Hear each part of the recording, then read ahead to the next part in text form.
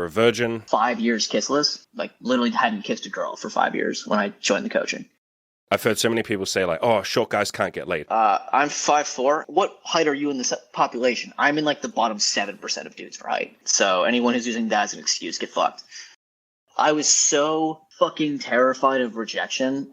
What did you do in the coaching? Like, you're obviously not a virgin now. Girl-wise, we're at 4 on the count. Again, guys, 5'4", slept with 4 women. Let's do this fucking podcast, my man. That first step is, as in that first time you actually buy something, or that first time you send a cold email, or that first woman that you walk up to and you're like, hi, I'm really scared, but like, I thought you were cute. Can I say hello to you, please? Before you've ever done that. We can talk about first approach if we want to get to that at some point. But yeah, because that's a great... Because you got a story on that. And I've got stories on that too. Like my first, 30 approaches, I thought I was going to throw up. I thought I was going to die. I literally thought, I'm literally shaking like this and I can't stop. And I'm looking at my hands and I'm stop. She can see that you're fucking shaking. And I'm like, I can't, like, I'm fucking like shaking. And it's like, how are you going to be any better than that? You've never done it before. It's like, again, playing a video game. If you don't even know the control scheme, which every game has, there's some fucking for the most part, but yeah, I'm playing a game. Okay, here's a good example. We talked about VR, like me playing Half-Life Alyx for the first time. The controls, because it's virtual reality, you can't see your fucking controller. You're holding it in your hand. Yeah. I don't know where the fucking buttons are. So it goes like, push the home button. And I'm like, Imogen is sitting on the couch. And I'm like, Imogen. And I show the controller to her. I'm like, where's the fucking home button? And she has to come over and she's like, oh, it's the one that, see where your thumb is now? And she has to take my thumb and put it there and go like, that's the home button. And so I push it and I'm like, oh, it's above the thumbstick. Okay, fuck. All right, okay. And then, 20 minutes later, it goes, push the trigger. And you're like, well, the trigger must be, where the fuck is the trigger? Like, because you can't see. So I feel like that's a good metaphor for cold approach for anything else. It's like, you don't know the controls. You don't know how you're supposed to physically tell her that you like her and would like to take her out for a drink. Mm-hmm. It kind of goes into like the games where you can like pick characters, like which is the right one. It's like, well, they all work. Yeah. There is no right. Yeah. There is no, like, this is the only way to do it no matter what. It depends on, obviously, like, what type of role do you like to play, play into your temperament. There isn't, like, this is always the correct answer type of situation. Yeah, I think that's a beautiful analogy, man. It's like people will say, which pickup lines should I learn? Or with a business, they'll go, exactly what type of business person should I be? Or what business should I start? Like, essentially, what character should I pick? I think they forget that, yes, in a video game, in that save file, you are locked into that character. If you choose to be a warrior, you can't then just like halfway through have a fucking sex change transition and be like, I want to be the like priestess character. It's like, it doesn't work like that. You're locked in for that save. You can restart, but you would lose your progress. But in real life, it's like, bro, if you get halfway through some business that you've started and you go, you know what, I'm not really enjoying this, or this isn't paying me off the way I thought it would, or I don't know if there's a market here for this. I thought there was, but I don't think there is now that I'm deeper in it. You can just change. I've been through I stopped counting it at one point, but like this is probably like business venture number 8 or 9 now. So like, yep. I fortunately started young as fuck. Like I was 20, I'll be 22 on Sunday. I was 16 when I started my first business. So like, there was a lot of like, I would do something. I was like, this sounds great. I would start doing it. I'm like, I fucking hate this. Like, I don't enjoy the process. And that's why give yourself permission to suck is so useful, because it's like, how could you possibly know that you're going to enjoy it until you've tried it? It sounds great on paper. You try it and you go, this fucking sucks. I don't like this. Mm-hmm. And that's where the give yourself permission to suck comes in. It's like you're taking away the pressure to future predict, because people try and predict the future. They ask themselves the question, 2 years from now, is this how I can see myself making money? People do this with women too. They will say, I just don't know if this girl is a good long-term match for me. And you're like, motherfucker, what are you talking about? You haven't even asked her out for a date yet. Like, why don't you go on a date and see if she surprises you, or see if you like her, or she grows on you, or you grow on her? I was out with a girl last night, actually, and we were talking about, like, goals and shit. And I was like, yeah, like, I usually don't really plan anything. Like, 3 months is, like, really pushing. Like, if I have a goal, you have, like, what do I want to accomplish in a year? But, like, 3 months is, like, the furthest out I'll ever really plan anything. And even then, it's mostly, like, what can I do this week? Because you have no, like... The amount of times I've been like, this is what I want to do in 3 months. And then I get there, I'm like, I'm not even working on that anymore. Yeah. Like I thought it mattered to me and I did it and like didn't like it, or it like wasn't that big of a priority, and like, reevaluate, like keep track of what you're doing. Don't do nothing. But like, I'm on campus a lot, so I'm talking to a lot of like younger girls, and it's like, there's a part of me that like, I like ambition, but like, I also like, I don't like judge a girl when she's like undeclared. I'm like, why would you know? Like, you're 18. What the fuck would you have a clue what you're doing? At least that's honest. Too many people are too afraid to say the words, I don't know. And so they'll just invent an answer so that they sound confident, or they sound like they're not a weirdo who doesn't know, or they don't want to sound stupid or whatever. I don't know the 3 most beautiful words in the fucking English language or any language, because that leaves you completely open to go and find the answer. But if you try and come up with an answer to something, you're essentially closing your mind. You're saying, now I'm not open to other possibilities because I've just invented this answer, and I have to stick to it now. I have to defend it. I can't be open to other options. So let's do this fucking podcast, my man. Let's tell the backstory of, we'll talk about sex. We're going to talk about relationships. We're going to talk about some achievements you had, some pictures you took. Maybe we can talk some business stuff. I want to paint the picture of who you were and where you were before we started coaching. So maybe just do in terms of happiness, maybe dating and sexual experience. Before you signed up, where were you at? Yes. Happiness-wise, actually, this has been a journey. I just currently like 70 pages into loving what is. So this has definitely been trying for sure, in a good way. Like shit that I like just didn't get brought to the surface by where I was at. But relationship-wise, I was 5 years kissless. Literally hadn't kissed a girl for 5 years when I joined the coaching. Broke up with, I kind of fell into the like red pill, like don't even like talk to girls, just become elite as fuck, and then like it'll solve itself. Women will just gravitate towards you, and they will make all the moves and they'll pull all the triggers, and you'll just have a wonderful dating and sex life if you just completely ignore women. The thing is, I wasn't a like kissless virgin. It wasn't like I had no experience with girls, but the 2 girls I had any type of relationship with, like both did basically approached me in the way that girls do, like not directly, like basically through friends. The girlfriend that I had in high school when I was 16, her friend came up to me after class one day and was like, here's her Snapchat, like you should message her. What a fucking wingman. I love that. And then the other girl was, when I was at camp, one of her friends would basically like, hey, are you interested in this girl because she likes you? And like, but it was like, I was so fucking terrified of rejection, and Hollywood doesn't help with this. And also like the whole like pickup community, that there's this like sales idea that like you're just missing game. Like you could get every girl every time, you just don't have game. Yeah. And like, you suck if any girl ever turns you down, it's because you fucked up, or you're not man enough, or you're not masculine enough, or you haven't improved yourself enough, or you didn't have the right thing to say, or any of that kind of stuff. It's a hell of a big burden to put on yourself. It's essentially saying, hey, if any woman ever doesn't want you, because maybe she has her own fucking preferences and her own likes and dislikes, and maybe she's not single. But if that ever happens and she doesn't want you, you fucked up. It's all on you. And I'm all for taking responsibility, and there's always something more you can do. But sometimes people just don't want to sleep with you. Like that's it's almost like a big ego thing. Your ego can't handle it. And I distinctly remember once like having a conversation with a friend, and there was this other kid who was like a mutual friend, and I was like saying something like, I remember I was like, like he gets a lot of girls. And my friend was like, yeah, but he also gets shot down a lot. And we're like, oh, okay. So then like, it doesn't matter then, because like he gets rejected. So like, he's not cool.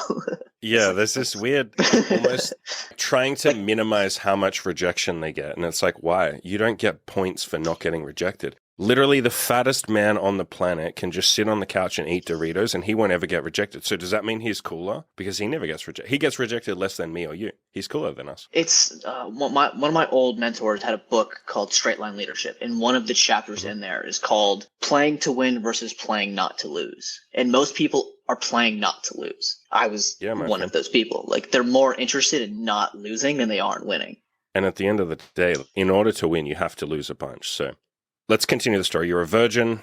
You hadn't kissed anyone in 5 years. You'd had some experience with women, but bits and pieces.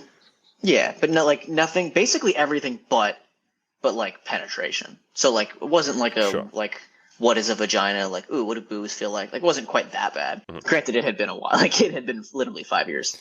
Were you intimidated to get back into it, or was it, or to overcome that when you signed up for coaching? Because you did sign up for coaching saying like, yo, I'm gonna lose it, like that's why I'm here. Or was it sort of like, I know it's gonna happen and I just have to execute now? Was there a doubt, I guess I'm saying? No, it was, and granted, I think part of that was success with women, but also like the amount of shit, all of the like self-improvement shit that I had done, where I knew my personal philosophy was I'm very big on focus on what you can control. So it's like I can control how many pictures I take, I can control how many girls I talk to, I can control actually showing up on the date, like trying to bring her over. That's all things that I'm in control of. Yeah. There's two types of narcissism. I'm a fucking psychology major, psych nerd. There's two types of narcissism. There's like grandiose, where you think like you're like the shit, and there's, I forgot, it's like degradative, where you think that you're so special in a terrible way that you're like. Yep. I feel like there's a lot of guys who are like, I'm so ugly, so unattractive that like even though this dude who shouldn't be getting laid can get laid, like I can't because I'm an exception. I didn't have that, fortunately. Yeah. I'm worse off. That's my favorite bomb to drop on people, especially people who are very depressed. I will let them talk and tell me all the reasons why they can't overcome their depression, or all the reasons they can't get laid, or all the reasons why they can't make friends, or they can't start a business. And they'll tell me all these reasons, and they'll feel very rational to them. You know, I'm too short, or it's too late for me. I'm too old. Or I come from a shitty background. Go. I'm 5'4", and I refuse to wear height raising soles because they hurt my feet. So anyone who's using that as an excuse, get fucked. Okay. I'm putting that in the title of this podcast. I just made it that's going in the title of the podcast. I actually didn't know your height. I don't think. Yeah, you've ever I'm 5'4" in the group. There was a thing. It was like, what height are you in the population? I'm in like the bottom 7% of dudes for height. I hear it so much that it's just hilarious to me. The number of clients that I've worked with that are short, the number of friends I have that are short. I'm the tallest in my friendship group. And it's like my friends get laid. Why? Because they actually just try. And so I think it's a beautiful point. And I, again, really want to underline it and highlight it. The fact that I didn't know your height because I don't think you ever mentioned it. Maybe you mentioned it in passing at some point. But the fact that it wasn't an issue to you, that it wasn't a deal, that it didn't matter, that it's like, why the fuck is this even relevant? How is this relevant? It's like, oh, just adjust and adapt and overcome. It's like, okay, if I'm shorter, and I know you said you don't want to do this, and fair enough, you could wear height increasing shoes. You could go and talk to women that are shorter than you. You could just not give a fuck. There you go. Oh, so what a radical thought. Amazing. All the time. Like all the fucking time. Like very, very, like most of them are taller than me. There's this idea of women aren't going to like me if I'm short. You know, plenty of, like, women just don't like shorter girls. And it's like, why are you saying no for them? Why don't you let them say no? What are you, a misogynist? You speak for women? I love fucking making that joke. But, like, you're basically speaking for women. You're saying all women don't like short guys. So I'm not going to go and ask them, yo, like, would you go on a date with me even though I'm short? And don't say it like that. But, like, I'm not even going to ask them if they go on a date with me because it's going to be a no. You're going to reject people before they have a chance to reject you. Fuck that, right? Then I shouldn't start a business. I shouldn't have done coaching. You guys wouldn't read my material, so why should I write anything? No one would watch my YouTube channel, so why should I start a channel? I shouldn't do coaching because no one would pay me money, so why should I even bother? Why should I talk to a woman? Because they're going to say I'm bald. And I hear all the same shit with bald. Like, bald guy. Bro, I have done videos where I talk about, like, having threesomes and stuff. And people, like, I will get a comment saying, like, you know, this isn't true. Like, bald guys can't get laid. There's no way that bald guys can get laid. And it's like, there's literally fucking videos and photos on my website. I don't know what more you would want. Do I have to, like, get them to sign some sort? And I'll happily do that. Fuck, I'll do that for entertainment. That'd be hilarious. Get them to sign something saying, like, yes, I have had coital relations with Andy. I mean, they come on the podcast and say that. But, like, what kind of proof would you need? And I'm under no duress signing this, and I haven't been paid to sign this. And yes, I like his bald fucking head. I love to rub it and rub lotion on it and lick it, and it's beautiful and sexy. And bottom line is, people make all sorts of excuses to hold themselves back from really trying. And I love the fact that you didn't, because let's kind of fast forward. What did you do in the coaching? Like, you're obviously not a virgin now. Like, what sort of success have you had? Where are you at? Yeah, so we're at, girl-wise, we're at 4 on the count. Again, guys, 5'4", slept with 4 women. That should be technically impossible, though. It must be because you're white. That'll be the next. That's the next thing you'll have to listen to. But I'm Jewish, and we're the most discriminated group by population. But, and then they'll invent something. But you have facial hair, and I can't grow facial hair, so that's why you probably have rich parents. Your parents probably love you. It's probably just because you're in a Western country. So yeah, continue. And it was funny, I was listening to Theo's podcast, and he was like, yeah, like, I struggled to do, like, I thought it was really, because I'm probably at, like, the 250 mark on approaches now. That's something that, like, you know, I was at camp for 2 months, so I didn't, like, you know, I did, like, maybe 3 approaches total for those whole 2 months. Mm-hmm. Since getting back for this semester, though, I'm probably at 100 and, I did about 100 before I left, probably at, like, 140, 150, and then I did 8 today. Did 8 approaches today. And then the plan is I did 25 last week. I'm doing 30 this week. And I'm just going to keep adding 1 a day because I did 100 in a week and, like, kind of burnt myself out. I've also learned that, like, because I did 100 in a week doing it where it's just like, hey, you're cute. What's your name? Can I get your number? I like that getting started because it got me over the, like, just the, like, walking up part, which was my biggest struggle. Yeah. But I did sales jobs for a while, and, like, I can just kind of talk. And like, I think that's a strong point I have. So it's like, by doing this, I'm kind of like not showing off this thing that I can do that like would definitely increase my odds percentage wise. But then like today I kind of like wasn't in the most social mood. So I was like, cool, like as long as you like talk to 8 girls, it doesn't have to be a 5 minute conversation. Yep. But if I'm in the mood and like really like like I've also like there was one girl last week who I literally talked to for like 15-20 minutes. I think a lot of guys, mate, they'll put pressure on themselves and they'll say like, oh, I'm not in a good mood. And so therefore, the next sentence is, I can't have a good approach. Like I won't be able to do a good job of talking. So therefore I shouldn't try. And it's like, why? Why don't you just walk up to her and do a shitty approach? The number of women that I've slept with while doing a shitty approach, the number of shitty approaches my clients have done and slept with a woman, doesn't have to be great. She's a human. You're a human. She's not.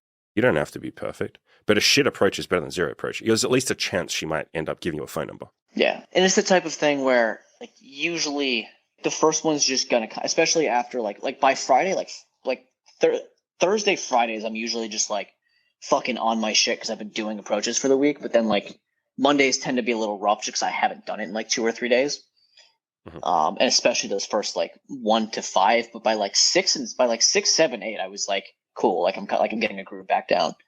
Yeah, it often takes a little bit for that social freedom to come back into it. So 100 approaches, I want to underline that again, because I think we kind of just like rushed through that. You did in 1 week 100 approaches, which is just absolutely mental. And maybe we'll talk about that in more detail in a second. But you did a bunch of crazy shit in your coaching, and it's been a couple of weeks after that. Did you think you were going to achieve that much? Did you think you were going to be sitting where you're sitting right now? Did you kind of have a vision, or was it just, I'll see what happens, I'll push myself? Like, have you achieved more than you thought you were capable of? Or is this kind of like, no, I knew this was my potential?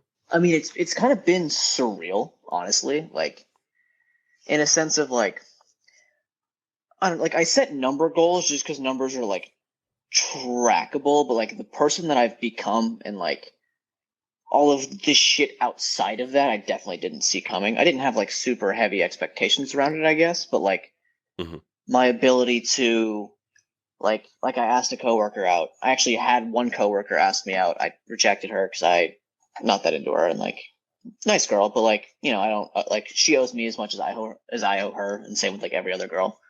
And then I say my biggest success, like, and this is something that like I think I'm one of, at least currently in the Discord, I don't know anything about like who's currently in the coaching group, but I think I am among the like elite. That's not the right word, but it's the best thing I can come up with as far as like transparency and honest. Like I've literally like I literally sent one girl like I wrote a 2,000 word post about our first date that I put in the coaching group. I sent it to her because she wanted to read it. So like, yeah, I love doing that. When I write up my sex stories, we'll send them to girls, and they always seem to like them.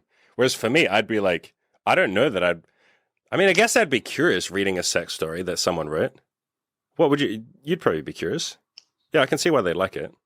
Yeah, it was just like, but it was like the level of like I've put a lot of work into like being open and vulnerable and like accepting the fact that like this is something that like typically I would only, like this isn't something I share with everyone. This is something I share with like a group of people that I know is not gonna like, I guess, shame me or like, because like it's wrong to talk about this stuff, and like even like attempt like prioritizing your sex life is like a bad thing.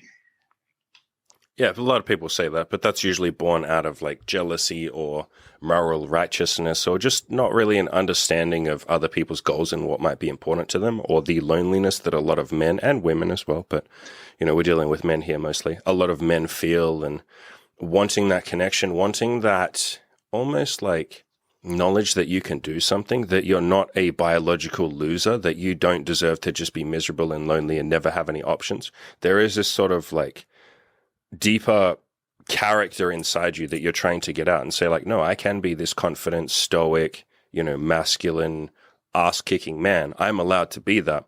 And yeah, there will be a lot of people that will stomp on that. And it's just because they don't understand what you're doing. They think you're just like, oh, you're just trying to get laid. You're just trying to fuck women. That's shallow. And you're like, it's more than that.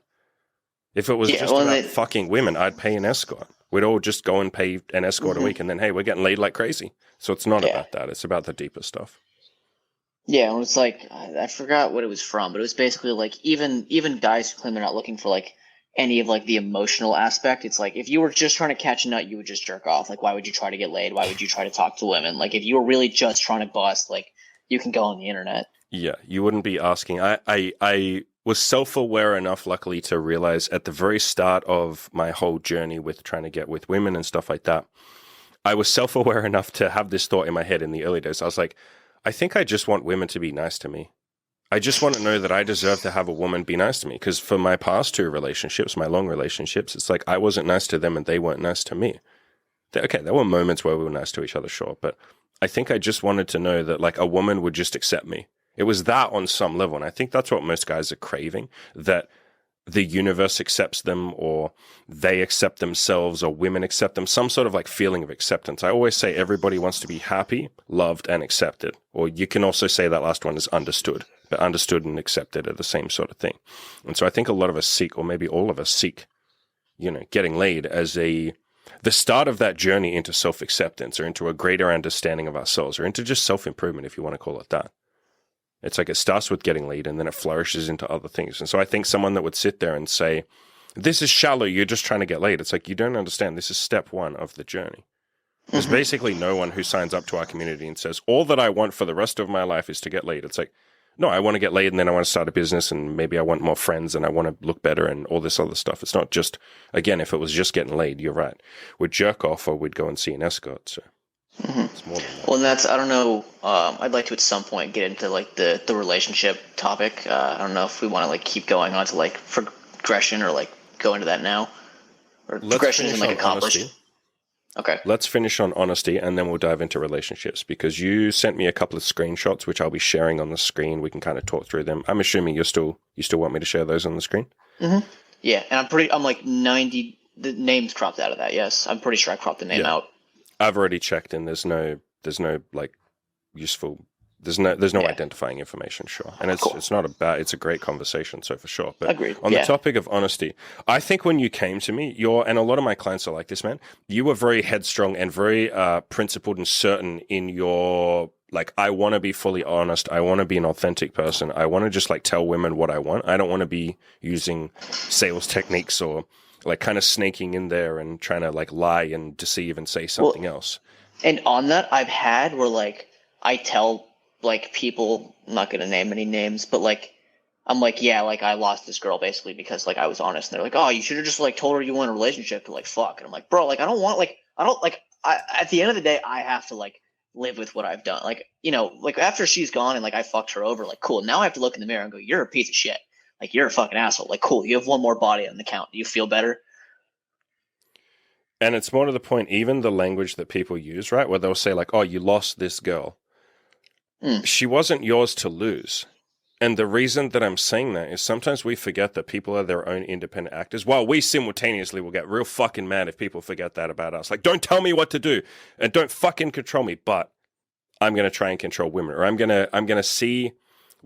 Both genders do this. We slip into this, it is control. It's control. It's control. At the end of the day, it's like, I don't want to lose any women. I want to be able to just keep all the women that I like and make them like me. And there's like some almost like childish, and I mean that in a good way. I don't mean it in a like, oh, you're childish. There's this childlike innocence there going like, why can't people just give me what I want? Like, I like this girl. Why can't she just like me back? And it's like, yeah, I understand that. Like, we all kind of have that at the start, but there's a maturing to be had there in the realization of like, I can't control other people. I can't make them like me. I can't force someone to stay. And if I'm going to try with games and manipulation and saying the perfect thing and perfect routines and being an alpha male Chad all the time, I have to keep that up.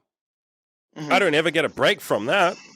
Like, because when I get a break from that, she'll go, what the fuck? Like, why are you different now? Like, you've just radically... Was all that a lie? Like, what the fuck? Maybe you can have 1 or 2 breaks, but you have to essentially keep up that mask and that facade of whatever it is that you've done to engineer that. So it's actually a much more freeing and I guess masculine and all that kind of stuff as well. But it's much more freeing and masculine to be able to say, I'm going to do my shit. I'm going to do my thing. I'm just going to be my person. And if you like me, isn't that fucking sweet? Let's have some great sex. Let's have some great memories. Maybe we even have a relationship, whatever we want, friendship, whatever. And if you don't like me, yeah, that's cool. Like, I don't like everyone that I meet. Why would everyone that meets me like me? It's almost, again, I think it comes from this childlike place of like, I just want everyone to like me, but it's more like I just want everyone that I like to like me, and anyone that I don't like, I actually want them to fuck off because I don't want them to waste my time. Yeah. So it's like this, I want to be able to shape the universe. I want to be able to control everyone else. I wish that I could just make all the pretty girls like me. And I wish that all the girls that I'm not attracted to could leave. And maybe the ones that are on the fence could just go and hit the gym for me so that they could lose a bit of weight and look even better. And then they can come and hit on me. And I wish the Western world wasn't so fat. Too many fatties right now. I wish that, women were on their phone a little bit less and they're a little bit more chill. You start going down this path of just like literally trying to craft and shape the rest of the universe. And it's like, motherfucker, like that's a stress. That's a lot of stress. That's a lot of stress. Because like all those women aren't going to change. I will say, and so you're just sitting there hopeless. The good-looking loser article also, like, is that down now? Is that gone forever? His site seems to be down. I don't know whether it will be down forever, but there are ways you can find archive links. It went down like a month ago, but his article on like facial fat like changed my entire standards for what, because like now I literally just like look at jawline and I'm like, oh no, okay, like it's like literally changed, like. Not in like a shitty way. Like I think that you could like we've you have the right to like have whatever you want be your standard. Of course you do. Yeah. And then but like I look at facial fat like one of those things like when you buy a car, like now it's all you see is your fucking car on the road. Do you drive? Are you in one of those cities that doesn't drive? I don't drive. No, I don't have a license. Okay. I never want to drive. No, I'm not ever going to drive.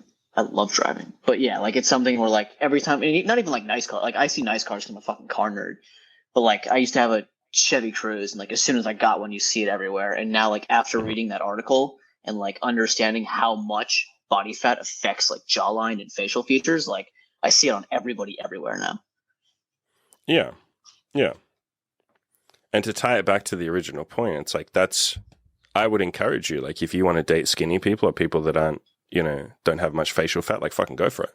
Like that's a beautiful thing. The fact that we all have preferences. And so that's why I say it's like a childlike innocence that we sort of say, why can't other women that are hot, only the hot ones, right? I only want the hot ones. Why can't they throw out their preferences and just do what I want? And then I get to still have my preferences though, because the fat chicks can fuck off. And I know you're not doing that. That's kind of the point that we're making here. And women do the same thing, right? Women will go, why do fuck boys exist? And it's like, because maybe some men like to have sex. Yeah, but why can't they just all mature and, wife me up? And it's like, because they don't want to. Well, it's also like the whole like creepy thing. They don't want to. Yeah. Like basically like being creepy is just doing something an attractive guy does, not being attractive. Not exactly. Like obviously there's some things that are like universally pretty fucking creepy. Sure. And maybe a more relevant or a slight retweaking of that like ties in nicely to what we're saying. It's being creepy. The definition of creepy is when someone that you're not attracted to does something. So it's not necessarily just an attractive guy. Like there are plenty of attractive people that do something creepy to a particular woman because she's just like, no, I'm married. And so even if you're fucking Brad Pitt, I'm going to call it creepy. So yeah, it's to tie it back to the original point. Actually, let's scrap the fucking original point. I feel like we've beaten that horse to death. But the point is, you have gone down the path of honesty. You already were a pretty honest person. But, in the statement of, I've lost a couple of girls because I was honest, it's like, if Lost you want to call it word. losing, sure. But, like, let's go with that word. Fine. Some women you lost some women. You also gained a lot of women by being honest. And I think people forget that. It's like what we're talking about here is preferences and stuff like that. And so guys will focus or people will focus on like, oh, but if I'm honest or if I do this or if I'm my authentic self or whatever, some women won't like that and I'll lose them. I could have slept with them. And it's like, yeah, fine. If we're going to play like what ifs, if we're going to have whataboutism, then some of the women that you did sleep with only slept with you because you were honest. And if you had played games, they would have sniffed that a mile away because most people aren't stupid. They can tell when you're being deceitful or hiding or weird or closed off or like just not an open, authentic, honest self. It comes across as lack of confidence or insecurity. If you can't just say like, yo, here's me. If you like me, you like me. If you don't, you don't. That can come across as like lack of confidence. So there's plenty of women that will sleep with you because you were fucking open and confident. Open enough to say like, yo, I'm going to be honest with you. I'm not going to play games. And so, sure, you lose some women by being honest. You also gain some. So then it's a question of who do you want to be? What principles do you want to have? The quality of who stays behind is higher. if that's something you're looking for, sure. As in, and what I mean by that is like, because some guys will say like, bro, the only quality I care about is like that How she hot is plays she? games with me because I love her. Yeah, less so that too. But some guys actually do love playing games. Like they love the thrill of the hunt and all that kind of stuff. And if you like that, go for it. Go for it. Like we're not here to tell you what to fucking do. But the point was that you liked honesty and you really pursued that. Let's dive into. Let's like skip around a little bit. Let's dive into some of the honest conversations that you had with some women. So Yeah, here's do some that. screenshots that you've shared with me. This was one girl who sent you a text basically saying, you're probably the most sane, chill and open person I met. Thank you for being honest and continuing to better yourself through self-reflection and coaching. So I'm going to assume that you'd been pretty honest with her and said like, yo, I'm going to coaching.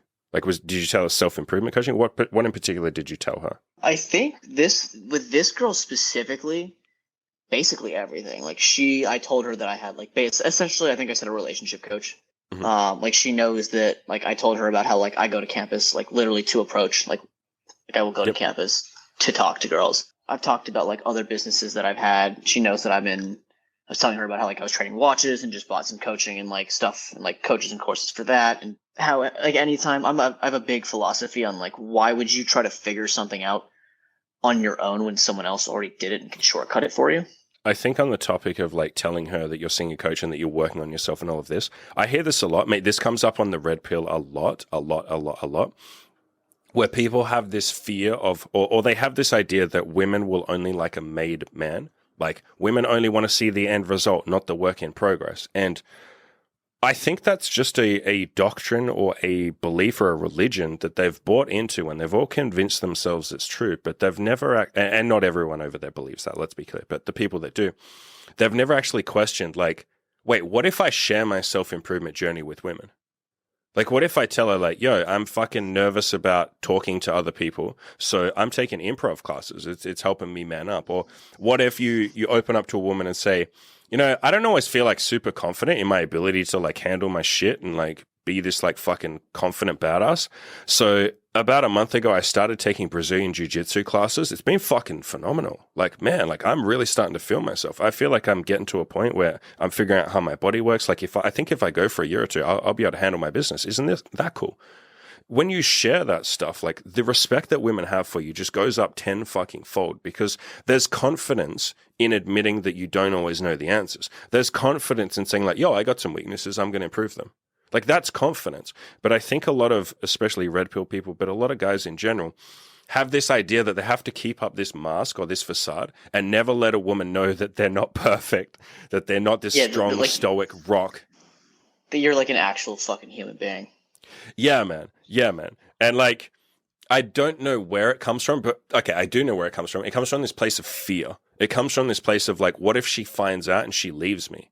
That's not fucking masculine. That's not fucking stoic. That's not a rock. That's the opposite. You're being compelled by your fears. And so anytime, I have a saying, anytime you find yourself compelled by your fears, like your fears are running your life, you're not in control. You're not in the driver's seat. And so the answer is run towards those fears, embrace those fears, work on them, work through them, talk them out, or go and do something to solve the fear. So again, if the fear is, I am worried that she'll find out that I don't always have my shit together, it's like, admitting that is the first step. Like telling her like, yo, I don't always have my shit together, but here's what I'm doing to work on it. I'm going to work through this.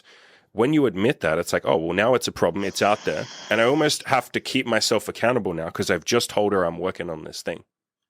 And so now I have to fix it. But something happens when you hide behind these like masks and these like ideas of I'm an alpha male. You know, I'm never going to show women my weakness. I'm never going to show them that I have my own insecurities or doubts or fears. It's like you just cover it up and you don't solve it. You're so scared of it that you put it in a little bottle and bury it, and you never actually admit, even to yourself, that like, yo, maybe I'm not fucking perfect. Maybe there are things I want to improve. So you don't fucking improve those things because you're too afraid to ever bring them into the light. So I love that you've embraced this idea of sharing this stuff. I've shared from the very beginning, like all of my journey with basically every girl that I've slept with. And like, it doesn't mean on the first date, you're like, oh, by the way, did you know I'm very insecure about my weight? Like, you don't have to fucking... You know what I mean? But it's just sharing like little tidbits of what you're working on. And I'm assuming that's what you mean you've done. Like I'm working on this or I'm doing that. Well, and I find that like typically like girls like the like ambition. Like For sure. And so that's why it's such a misunderstanding, my friend. To sit there and like when people say women don't want to see a work in progress, they want the end result. It's like you just hit the nail on the head. That means you have no ambition. Like what the fuck? And we all say ambition is such an attractive quality. It also like I forgot who I can't remember where I heard this from, but they were basically saying that like being also the fact that like I'm 22, like they don't like if a girl expects you at 22 to like have all your shit together, like what, like her good what like, pressure? Good luck to her. Yeah. Like who the fuck is she gonna find? Really? Like she's like if that's what you want, like go date someone who's 60 who's like done all this shit and is like done. Yeah, some wise old sage who lives at the top of a mountain and he's like got his shit together and he's just like, but he's 60. And so if you want that, go for that for sure. And by the way, women don't want that. What do women say? And this is where I love it. You know, some people in the red pill can do this as well. They'll say, never listen to women. Women will say one thing and mean another. And it's like, yeah, that happens sometimes. They definitely do that. Men do that too. Lots of people do that. It's called lying to ourselves. It's called lack of self-awareness. Yeah, we all have that. But women will tell you, and this is where, you know, if you do actually listen, it's useful information. Women say time and time again, what do they say? I want a man that communicates. Men don't communicate. Men don't share. Men don't open up. Men always hide their emotions. Men, it's like a closed wall and I can't get in there and I don't understand what the fuck's going on. And he's just like a black box and I don't understand how any of it works. Women say this like time and time again. They don't shut the fuck up saying that because they're trying to tell you something useful.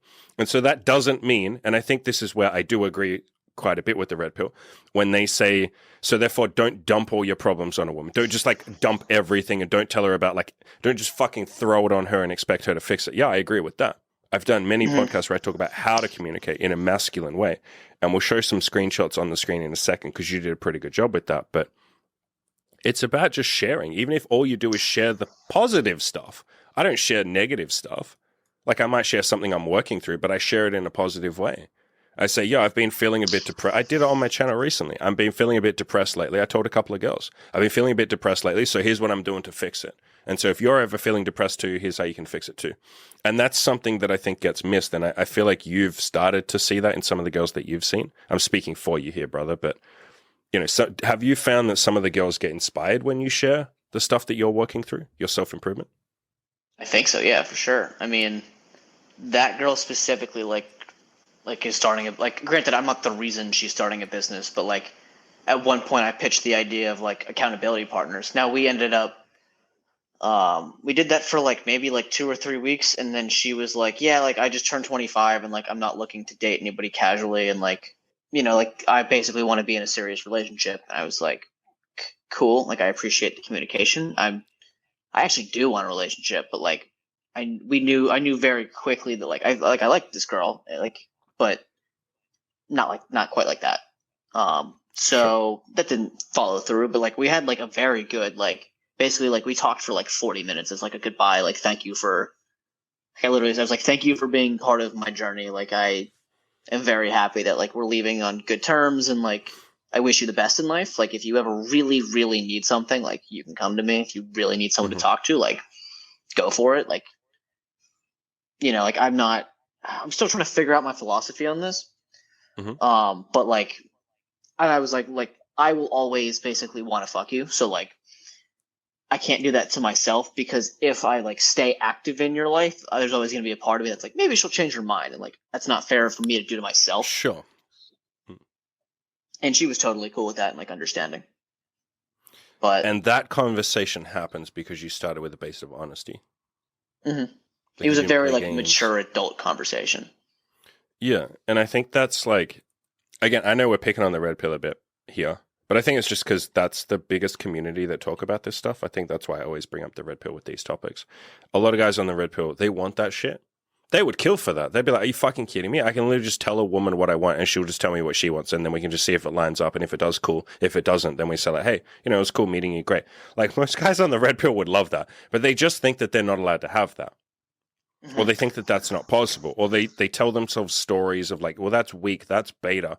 You should never share with the enemy. They don't say that, but you know, that's kind of the undercurrent or the undertone is like, don't share with the enemy. Don't trade information with the enemy. Don't trust the enemy because they could hurt you. And it's like, does that feel good when you believe that? Do you feel like a confident, why do they have to be the enemy, man? And the whole like you Because and me, not you verse, like they don't have to be like you should be on the same like why do you want to be in an adversarial relationship? why? Here's the thing I would say. Why do you want to stick your penis in the enemy? What the fuck does that say about you? Like, you literally value your penis and your sexuality and your masculinity and your time and your energy and all of that. You value it so little that you would fraternize with the enemy. Yeah. And people will say, like, oh, you guys are being a bit extreme. Like, we don't think that they're the enemy. Like, I know, yeah, we're using extreme terms to kind of prove a point, but you are telling yourself on a low level or on a subconscious level that this person isn't to be fully trusted. I can't fully trust the woman. She might break my heart. And that's where it comes from. It comes from this place of fear of like, what if she betrays me? What if she hurts me? What if I trust her and then she leaves me? It's like, yeah, that might happen. Mm-hmm. She might trust you and you leave her. That's kind of what dating is. It doesn't have to be this adversarial, like, let's hurt each other or let's not hurt each other or let's hold back. And it's like, there's this beautiful quote that I love from Byron Katie, you know, that you mentioned earlier. You're reading a book called Loving What Is by Byron Katie. She has this great fucking quote, which is really relevant to this conversation. Don't be careful. You might hurt yourself. And I think that just applies. I think you'll love that quote when you get to that part of the book. I think that applies so much to dating and the red pill and being honest with the opposite gender. And women do all this stuff too. Women hold back too. But it's like, don't hold back. Like, you might hurt yourself. Don't sit there and operate from this place of fear. And you do sort of hurt yourself when you tell yourself stories of, what if she hurts me? Or she might betray me. You then start living out the fantasy in your head. You play it out and you hurt yourself. You literally tell the story of like, yeah, this women are all the same. She's probably going to hurt me. She hasn't done it yet, but there's a chance she might. So I need to defend. So I need to start planning. And it's like, that doesn't feel good. That feels stressful. Mm-hmm. You don't well, feel and then it's like happy when you think through that. You start like treating her like she's going to. So because you're Yep. treating like it's like the whole like if you treat her like she's going to cheat, then eventually she's just going to cheat because you're treating her like she's going to do it anyway. So she might as well like do the thing. And like if I'm going to get treated the same whether I do it or not, I might as well just fucking do it. Yeah, it's go one step further than that. A lot of people in their mind will go, you know what? I wasn't going to do it. I had no intention of doing it, but you are telling me that I'm a bad person, which is what you're saying when you say you're going to cheat on me or you're going to do this or you're going to leave me or you're going to betray me. So you know what? Fuck you, I'm going to do it. I don't even want to do it. I will hate myself for doing it. I hurt myself. It's that classic saying of spite the nose or cut off the nose to spite the face. A lot of people do that. It's basic human psychology. It's not healthy. I wouldn't encourage you to do that. Don't hurt yourself just to hurt someone else. But that's kind of the way psychology or the human brain works. So you see that a lot with on the red pill. They have a saying, AWOLT, all women are like that. And so they'll say, even if a woman hasn't cheated yet, all women cheat, so she will have. Given the right opportunity, she will cheat. Could you imagine if I sat there, right, and I looked across at my lovely, sweet, kind, innocent, very giving girlfriend and said, this bitch is going to cheat on me at some point. She hasn't yet. She's been nothing but loyal for 4.5 years, but fuck, I just know at some point, maybe I'll get cancer and she'll fucking cheat on me. How can I possibly foster a loving relationship where she wouldn't want to cheat on me? And I can't control her cheating on me or not. Like, that might happen. But I'm certainly not fostering. It's like you said earlier, and I love this saying. It's one of my favorite sayings as well. You said a lot of people play not to lose rather than trying to win or playing to win. And you're doing that. If you sit there and say the other person's going to cheat on me, given enough time, they will. You're then sitting there going, all right, how do I not lose? How do I stop her doing that? Or if she's going to do that, what's my exit plan? Like, you're basically saying, I've already lost. How do I minimize the damage? Instead of saying, fuck, how can we have a win here? And if you're in a relationship or a sexual relationship or any kind of friendship or whatever with women, why bother if you think that they're ultimately going to betray you? And people will say, oh, but it is what it is. Like, I'm not bothered if they betray me. Yes, you are. You're spending time thinking about it. You're bothered. You be honest with yourself. And so honesty is just this like embracing this honesty and this idea of like, I'm going to share myself. And if she doesn't like it, that's okay. If she does, great. I'm going to gravitate towards the people that like this. It sounds like that's been pretty transformative for you. Mm-hmm. Well, and it's like one of the like really really early quotes in the book is like, what is it? It's like I'm a lover of what is, not because I necessarily love what is, but because when I argue with reality, it hurts me. Yeah. Well, the It's quote is not the exact close quote. to that, close Yeah. to that, but sure. Essentially what you said. Yeah. Yeah. Yeah. It hurts when you argue with reality. I've said the same thing before I even read her book. I had a different wording, but it ties into the same shit. I said a big part of the reason I'm honest is not because I'm some wonderful, loving, kind, beautiful, principled, perfect person. It's just because I fucking hate drama. I don't like it. It doesn't feel good. So it's the same fucking quote right there. It's like, that's why I'm just going to embrace honesty and all that, because it doesn't hurt. Yeah. I'm not going to argue with that.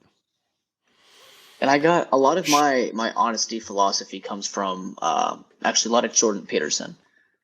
Yep, Jordan Peterson's pretty good about that. He talks about responsibility and stuff like that. So yeah, because a lot of he's talking like very big on like the idea is essentially like if you act like when you aren't honest and like you're living in lies, you're acting on incorrect information, so your actions can't basically like you can't properly orient your actions because you're not living in reality. That's very like loose wording, but yeah, very similar to what Byron Katie says. Yeah, she says, when you're, and she calls it believing stories rather than, although she does call them lies sometimes, but when you start believing your stories, you're not acting with integrity because you don't have all the information, like you said. You're living in a falsehood. You're living in, sometimes I've used the word delusion, like you're living in a delusion. If you sit there and say, this woman's going to cheat on me, or, I can't get laid because I'm short, if you believe that story and you tell yourself that story and you repeat it and you say, it is true, it is true, it is true, you can't live with integrity because you're going to constantly see evidence to the contrary of what you're saying. You are going to see, you're one of them, my friend. So you coming on this podcast, this might shake a couple of cages. I hope it does. Usually when I get a guy that's on the shorter side on this podcast, I get emails for like years after that. The first one I ever did with Ed, who's 5'6", so you're even shorter than that. I still get emails from people say like, bro, this guy literally, because he said he's 5'6" and he worked and he had courage and he improved himself, like, fuck, it's given me the permission to do this shit. So, you're going to see that evidence.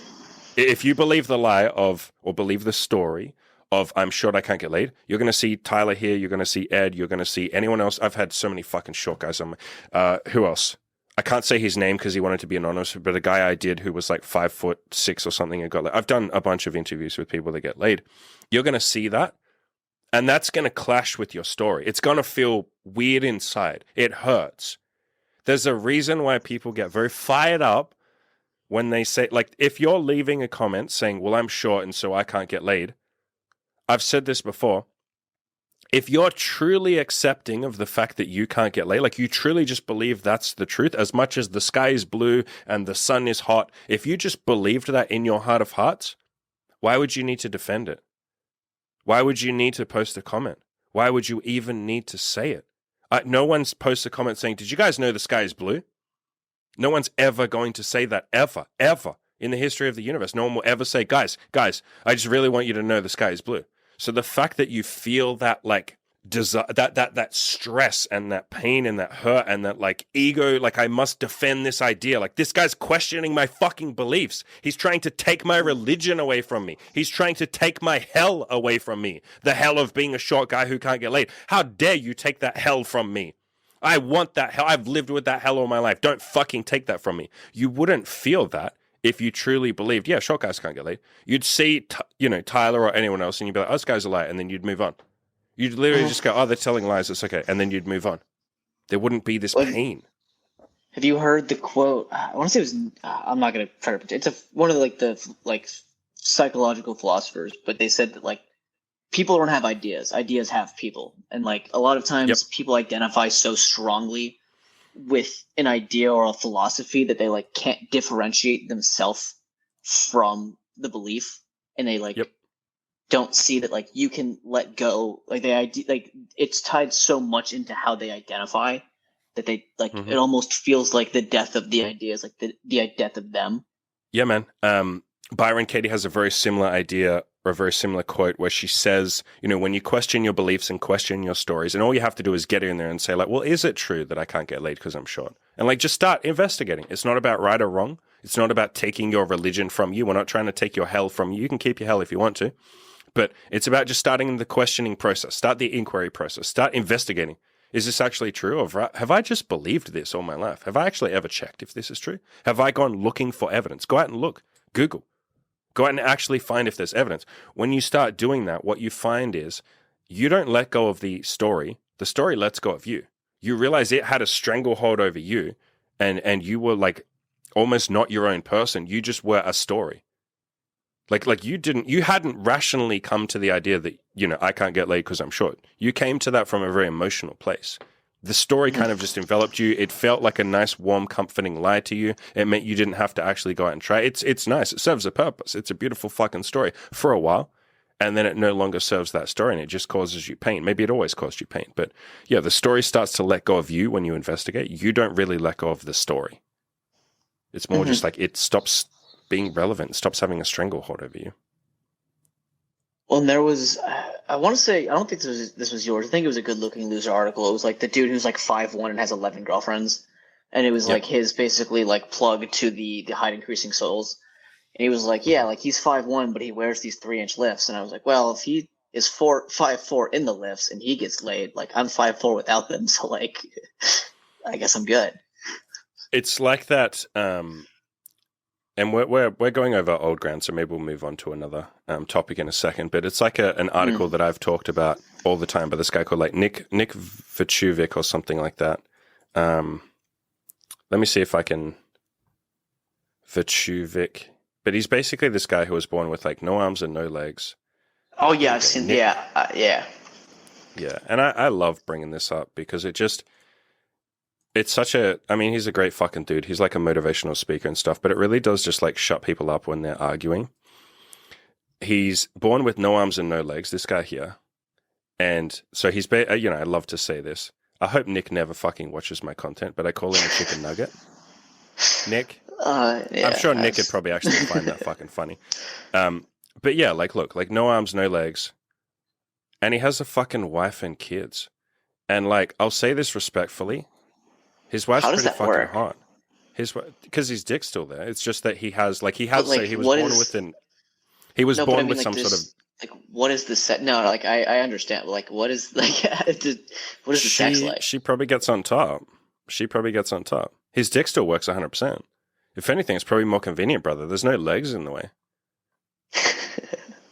You know what I mean? The man has like they drew him flexing. Did you see that? No, yeah, I know. He's got tons of fucking pictures like that. But the point is, this guy is like, how tall is this guy going to be? Let's have a guess, like 3 foot. How tall are you with 0 legs? He's probably got one of, and I don't know that much about him, but I'm willing to bet he has one of the like most insane, like ridiculously positive perspectives on life. Yeah, he's a motivational speaker. He gives seminars and stuff like that because he was told, or his mother was told when he was born, like, yo, your kid has like all these diseases and shit. He's just not even going to live. Like, if he lives a year, like, that's congratulations. That's a miracle. Like, so he kind of was told from birth, like, and I'm sure he's got a book. I haven't read it. You guys, if you want to read that, go and read it. And you guys can let me know if it's useful. If anyone does actually know his full story, but I'm sure you get told your entire life, you're too short. Like, no woman's going to love you. No one's going to like you. And something inside him was just like, well, short guys can't get laid. Like, yeah, basically. Yeah. And something inside him was like, no, I don't have to believe that story. That sounds like a shit story. That sounds like that story would bring me sadness and pain and misery and hell. Why would I believe that story? I'd rather just go have a great wife and we'll make some kids together. We'll have a kick-ass life. And so imagine you're the woman that comes along and meets this motherfucker who like has been dealt maybe not the best card of hands compared to the rest of us. And he's just like, yo, I don't give a fuck. How much confidence does that reek of? Imagine, you can see why she'd be like, holy fuck. Like, and he's a motivational speaker and he's giving seminars and all this shit. You could see a bunch of women would lap that up. They're like, what the fuck? This guy shouldn't be confident. Why is he so confident? What the fuck? Like, this is fucking attractive. This is fucking hot. He doesn't give a fuck. He's better than half the other guys who sit there at like 5'6", 5'8". I've had guys at 5'10" saying, I'm too short to get laid. Women only fuck 6 foot guys, so I'm, never going to give it a shot. And it's like, I'm sorry, but Nick Vujicic is out there getting pussy. Again, respect, Nick. I'm sorry for calling your wife pussy, but he's out there getting laid with his beautiful wife, making an entire fucking army of children while you're sitting there making excuses. It's like, did you really get dealt a bad hand, or did you just tell yourself a bad story? or a useless story that maybe it's time to let go of. Mm-hmm. Let's talk more about you. Okay. Finish your sentence. The idea that like one of the best ways to victimize people is to tell them that they're a victim. Oh, it's the most evil thing you could ever tell someone, for sure. Yeah, like once you get it's into why that, I'm not like, for affirmative action. I'm not for feminism. I'm not for like Black Lives Matter. I'm not for any of that shit because it comes from a good place. So I'll give some respects there. It comes from a good place. You know, it comes from like we want to help people, but like you do just essentially tell them like, yo, like black people are stupid.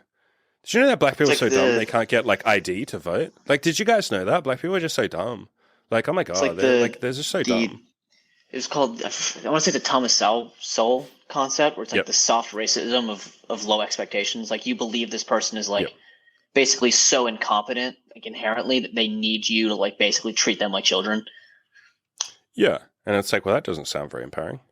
If you actually wanted to empower, you'd get in there and be like, yo, hey, what do you need? Like, how can we like build your life up? Like, do you need what do you need? A bit more education? Like, come on, you got the skills inside you. Like, what do you need? What do you have to do? Like, let's start brainstorming. How could you get a better job? How could you move out? Like, how could you start a business? Like, what do you need? Let's start doing this shit. Like, basically just telling people like, yo, you got the answers inside you. It's not because like YT is up there pushing you down. Or in the case of feminism, it's not because men are pushing you down. Like, here's a revelation. Men are pretty busy. Men don't really have time to push women down. In fact, men spend most of their life trying to pick women up, like push women. Mm-hmm. White people are too busy. Jews are too busy to be running the world. That's the other one I hear all the time. Like, Jews are running the world. It's like, I don't know, man. Jewish people I see are usually pretty busy running a business, and maybe that's why they're rich, because they run a business like fucking crazy to the level of obsession. Maybe that's why they're fucking. That's why they're rich. They're doing shit. Like they don't have time. Like there's no like the people who like run corporations aren't up there like, how can I oppress people? No, they're like, how do we grow the company? Like what? You don't build a giant business by thinking, again, it's a loser's mindset, by thinking like, how can I squash the competition? And now I'm sure people are going to point out exceptions to that, sure. But for the most part, you got to be focused on your winning. If you spend all the time trying to crush the rest of the competition, before you know it, someone has come in and innovated, and because they're only focused on winning, obsessed with winning and beating you. So there's little two ways free to market have, lesson for you guys.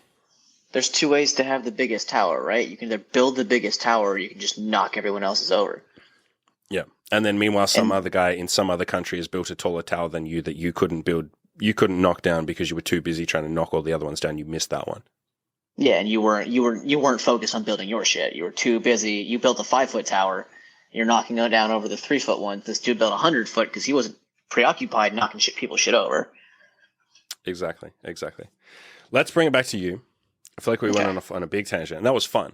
But let's people want to hear about your virginity. People want to hear about, the other week you went on 4 dates in 4 days. That's pretty fucking incredible. People want to hear about the fact that you feel like you can escalate now, that you can touch women, that you're getting more confident, that you're going out with attractive girls. So what's this been like, going from I'm a virgin to 4 dates in 4 days? Like I said, surreal. Like it was.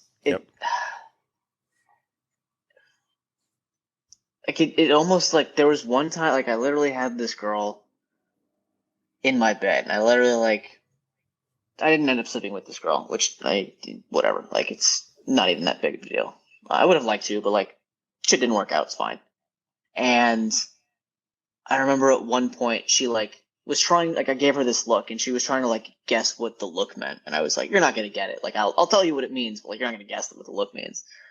And I was like, yeah, like 6 months ago, I kissed a girl for the first time in 5 years. And now I have like a girl as pretty as you, like back at my place. And like, just like, this doesn't feel real. And she was like, so fucking flattered. Yeah. Yeah. But that was beta, bro. That's why she didn't sleep with you. You should never open up to a woman. I'm obviously joking. Yeah. No. But yeah, I love that. I did that with quite a few girls early on as well. I would literally just sit there and say to them, I'm really happy. And they'd be like, why? And I'd be like, I've put so much effort into working on myself. And, I wanted women to be nice to me. And like, I'm here with you having sex. Like, I didn't think this was going to happen. Like, this just feels very surreal. And I would tell them that. And they'd be, the same as you said, like flattered. Like, and it's not in the sense of like, I didn't think I could do this. I just didn't realize because, like building a business or building your body, like that's the type of shit that takes like years, like a long fucking time. But like with girls, like you can change things way faster than you think you can. Yeah, it usually takes. I've said this with the last couple of coaching clients that I've interviewed. We've gone down this path of talking about the fact that a lot of getting laid, but goals in general, is really just trying. Like giving yourself permission to suck and just giving it a go. Like, you're not special. Like, in your own words, are you special? No, not exceptionally. It's like you just tried. You just like. Well, and that was the other thing. Was like I think it was literally like 2 or 3 weeks into the coaching, where I had I remember it being very early. Yeah, it was very early on, and I said that to you. I think it. Yeah, go. I had that bet with Eric. He never paid me the $100. I didn't ask for it. I didn't care enough to like. I probably should have, but he wasn't going to go out of his way to like. I should have claimed that, but I was like, there was a part of me that almost felt bad. That was like, you know what I mean? Like he's still struggling with this. I don't want to like rub it in his face and be like, hey, like I know you still like aren't getting any pussy, but like give me my $100. Maybe he can pay you, when he's a little further along. But yeah, the point is that was pretty early for you. I don't feel like you had to do a whole lot. And now I had to. I will say I had to lower my standards, which I think is something that more people should do. Did you feel like you had unrealistic standards? Because you've said now you're dating girls that you're super attracted to, and like how low did you date them? Sorry, how low did you lower them? Like a lot. Like I would like after the second time I went out with her, I was like, okay, like I had that like post nut clarity where I was like, after she like. I came from head and was like, like I don't want it. Like I typically like will try like when I'm with a girl, especially because I'm still trying to get experience. I'll typically like usually go for round 2, and like after that, I had that like clarity where I was like, I am not horny enough to like go for another round. But like I'm very grateful. Like it proved like it was evidence that like a girl would fuck me. Yeah, because like before that, like I had no proof. I think people do that as well in the dating landscape. Men and women do that. They're like, I'm only going to date, women do it. You've seen the checklists of like, I'm only going to date a 6'2" and this and this and this and this and this and this and this. And it's like this long fucking laundry list of stuff. And it's like, what if we just take half of that off the list and you just go on a date with someone and see how you feel? There's no pressure to like marry them or something. And I think people have these really high these high, what would you call it? These high like lists, these long lists of things, checklists that the other person has to have, almost as a defense mechanism. Like if I have this long list, then I don't actually have to go out and push myself and do the uncomfortable thing and lose my virginity or talk to a woman or ask for a number or try and touch them or any of the stuff that terrifies me. I don't have to do any of that because she doesn't match my sky high standards. And it's like, well, at some point, ask yourself, how are these sky high standards serving me? Like, and to be clear, we're not saying go and have sex with people that you don't like or that, you really feel bad about afterwards. Although a lot of the time, the only reason you feel bad is because you tell yourself stories of like, oh, I should be ashamed. I should have, I shouldn't be lowering my standards. It's like, did you have a good time? Yes. Did she have a good time? Yes. Cool. Well, and there was like, that's all that matters. Like I couldn't. Like I actually like for me like more so now like I tend to bail out of approaches more so because I'm like, oh, like if I get her number, like I don't want to go on the date. So and that's like something you learn by like doing a bunch. You know what I mean? And because you've gotten to that point. And at the beginning, like it was more like the girls I was going up to were less attractive because I was like, yeah, like of course I want to be going out with like gorgeous girls, but like I'm fucking terrified to talk to girls, let alone like gorgeous girls. So like I definitely like I very quickly like readjusted my standards, but like I wouldn't have ever gotten to that point had I not temporarily given myself permission to like dip below what I would normally deem like ideal. Yeah, I wrote 2 articles that are very relevant to this, so you guys can go and check those out if you want to. The first one is called Always Keep an Open Mind. And the idea of that is sometimes we lock ourselves into these like sky high impossible standards, or it's not that they're impossible, but it's just like, are you happy with your current dating results? Yes or no? If the answer is no, then You can try lowering your standards and see what happens. It doesn't say anything about you. It doesn't mean like, oh my God, I should only be dating, 8s and 9s. It's like, who gives what the fuck? Who said that rule? You've invented that rule. Again, that's a story that you've just believed. That is it serving you? Yes or no? If it's not, then you can drop that story. And then the other article I wrote was called, You're Not Obligated to Have Sex with Someone. And the whole point of that article was I said, just go on some dates and get some dating experience. You're not obligated to take her home and have sex with her and then see her 20 times and then be boyfriend, girlfriend, and then marry her. Like this, that you don't have to do all that stuff. All you're doing is you're just two people going on a date to get to see just if you as like much as she isn't obligated to sleep with you. Exactly. And that was the point that I wrote in the article. People understand that concept. They're like, yeah, a woman's never obligated to have sex with you. And like, also, she shouldn't feel bad if she goes on a date with you and decides not to fuck you. She doesn't owe you anything. She shouldn't even feel bad if she already knows she's not going to sleep with you, but she's just going on a date to be social. She shouldn't feel bad for that. And it's like, yeah, I agree. She can do whatever she wants.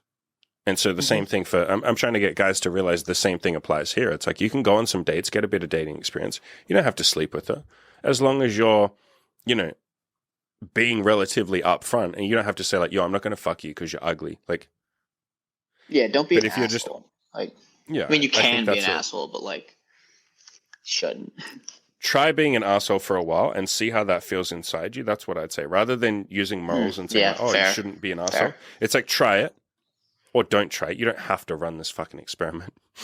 But like, see how it feels. See how it feels inside you. See if it causes you peace and joy and happiness, and see if it moves you towards your goals. See if you're actually a more happy, productive person. Look into your own eyes in the mirror and see if you like what you see. If you do, okay, keep doing it. If you don't, which is what usually happens, then hey, try something different. Yeah, because the caveat on that is I feel shitty when I, when I do that. So when I do that, I feel like I'm not to. I feel like I'm not living in integrity. I feel like I'm not tied into some sort of like honesty, or I don't know. I feel like there's this is a hippie way of saying it, but it's the closest thing I can think of. There's like a certain vibration or frequency of the universe, and I feel like I'm out of sync with that. You know what I mean? It feels like the universe heavily rewards honesty with dopamine, with you getting what you want, karma. It seems if you're nice to a bunch of people, people just want to be nice to you. If you walk outside and you smile at everyone seems to want to smile back. Like, there does seem to be something baked into the universe, or at least like Earth and all the other people that we see around, and animals and everything else. There seems to be some sort of reward system for being nice to people and being honest and living with integrity and some sort of principles. And so to be out of sync with that, if nothing else, just makes it harder for me. It just means life is harder. I'm literally out of sync. I'm trying to fight against the current of the ocean, or the waves are smashing against me, and I'm just trying to like punch them and fucking like, I'm going to be punching forever and I'm never going to defeat the ocean. I could just lay back on my, back and stick my hands to my side and say, hey, current, take me where you want to take me. So that's how it feels, at least for me. That's a big part of why I'm honest, because it just feels awkward and uncomfortable and painful when I don't. It hurts when I'm not. And I think most of us feel pain when we're not honest. And you don't have to there's less shit to remember. Like, the worst, the worst part, the most annoying part about lies, you have to like keep up with them. Like, you have to, you know what I mean? Yeah. Like, you have to remember what you, when you have to remember how you doctored the truth. And then eventually, a good lie, if you want to be a really good liar, because this is something I used to be not the most honest person, and the best way to tell a really good lie is to fucking change the story in your own mind, so that way when you recall the event, you're recalling your version of your new version of the truth. And that feels a little bit, at least it always did for me, it feels like you're kind of, if you think about a hard disk drive, like think about computing or a tape, like no one's going to know half my audience is old, like a VCR tape, any kind of tape. It's like you're rewriting the data over the top of that tape. I feel like I'm losing part of myself when I tell a lie over the top. It's like I'm now in my head telling myself I'm not an honest person, or I don't always tell the truth. And I know the way a certain order of event, here's where it all goes down to. I know the way the events actually happened in reality. And then I've written something over the top of that, which is a lie. What that then means is how do I know if everything that I've ever said in my entire life is true? Or did I just, it's almost like if anyone has seen Eternal Sunshine of the Spotless Mind, and the whole premise of that movie is like rewriting your brain, like erasing your memories, essentially. I can't be sure that I haven't just erased the real memories and that I'm living in some like false lie. And people will say, oh, it's, they might say, that sounds like you're being a bit over, exaggerating, bro. It's like, no, if I tell a lie right now and convince myself that it's true to the point where I almost entirely believe it, how can I trust any of the memories that are in my brain right now? That's fucking terrifying. Mm-hmm. What if my whole life was a fucking lie?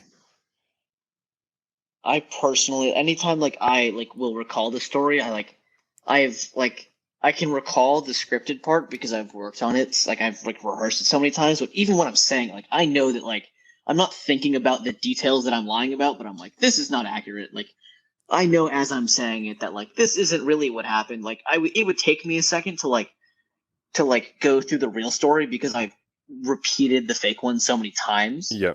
Yeah. But like I still know, like deep, like I still know what happened. I've just buried it a little bit deeper, like and put a layer of bullshit on top of it.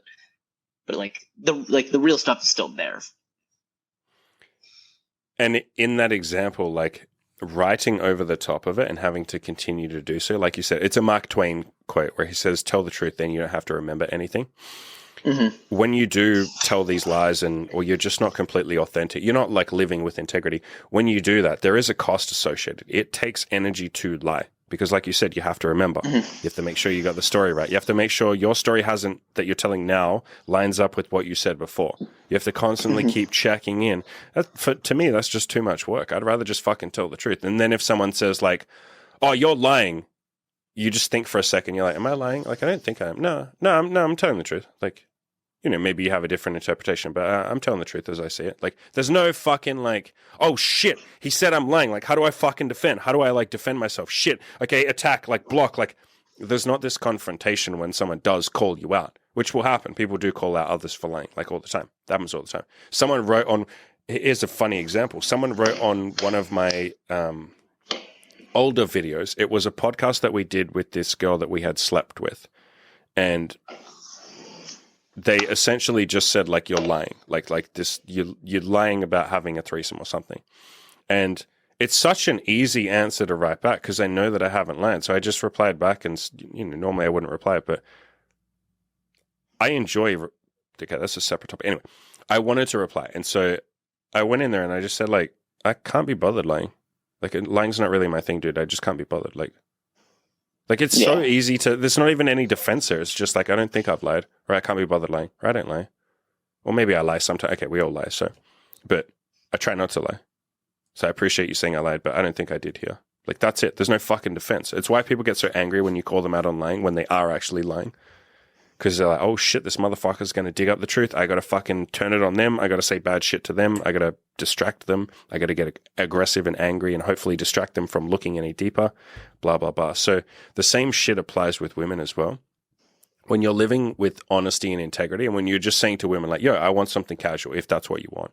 Or, yo, do you want to come back to mine and, just have some fun? Like, when you're living with honesty and you're just saying what you want rather than playing these sort of pickup games, you don't have that like fight where she's like, why are we going back to yours?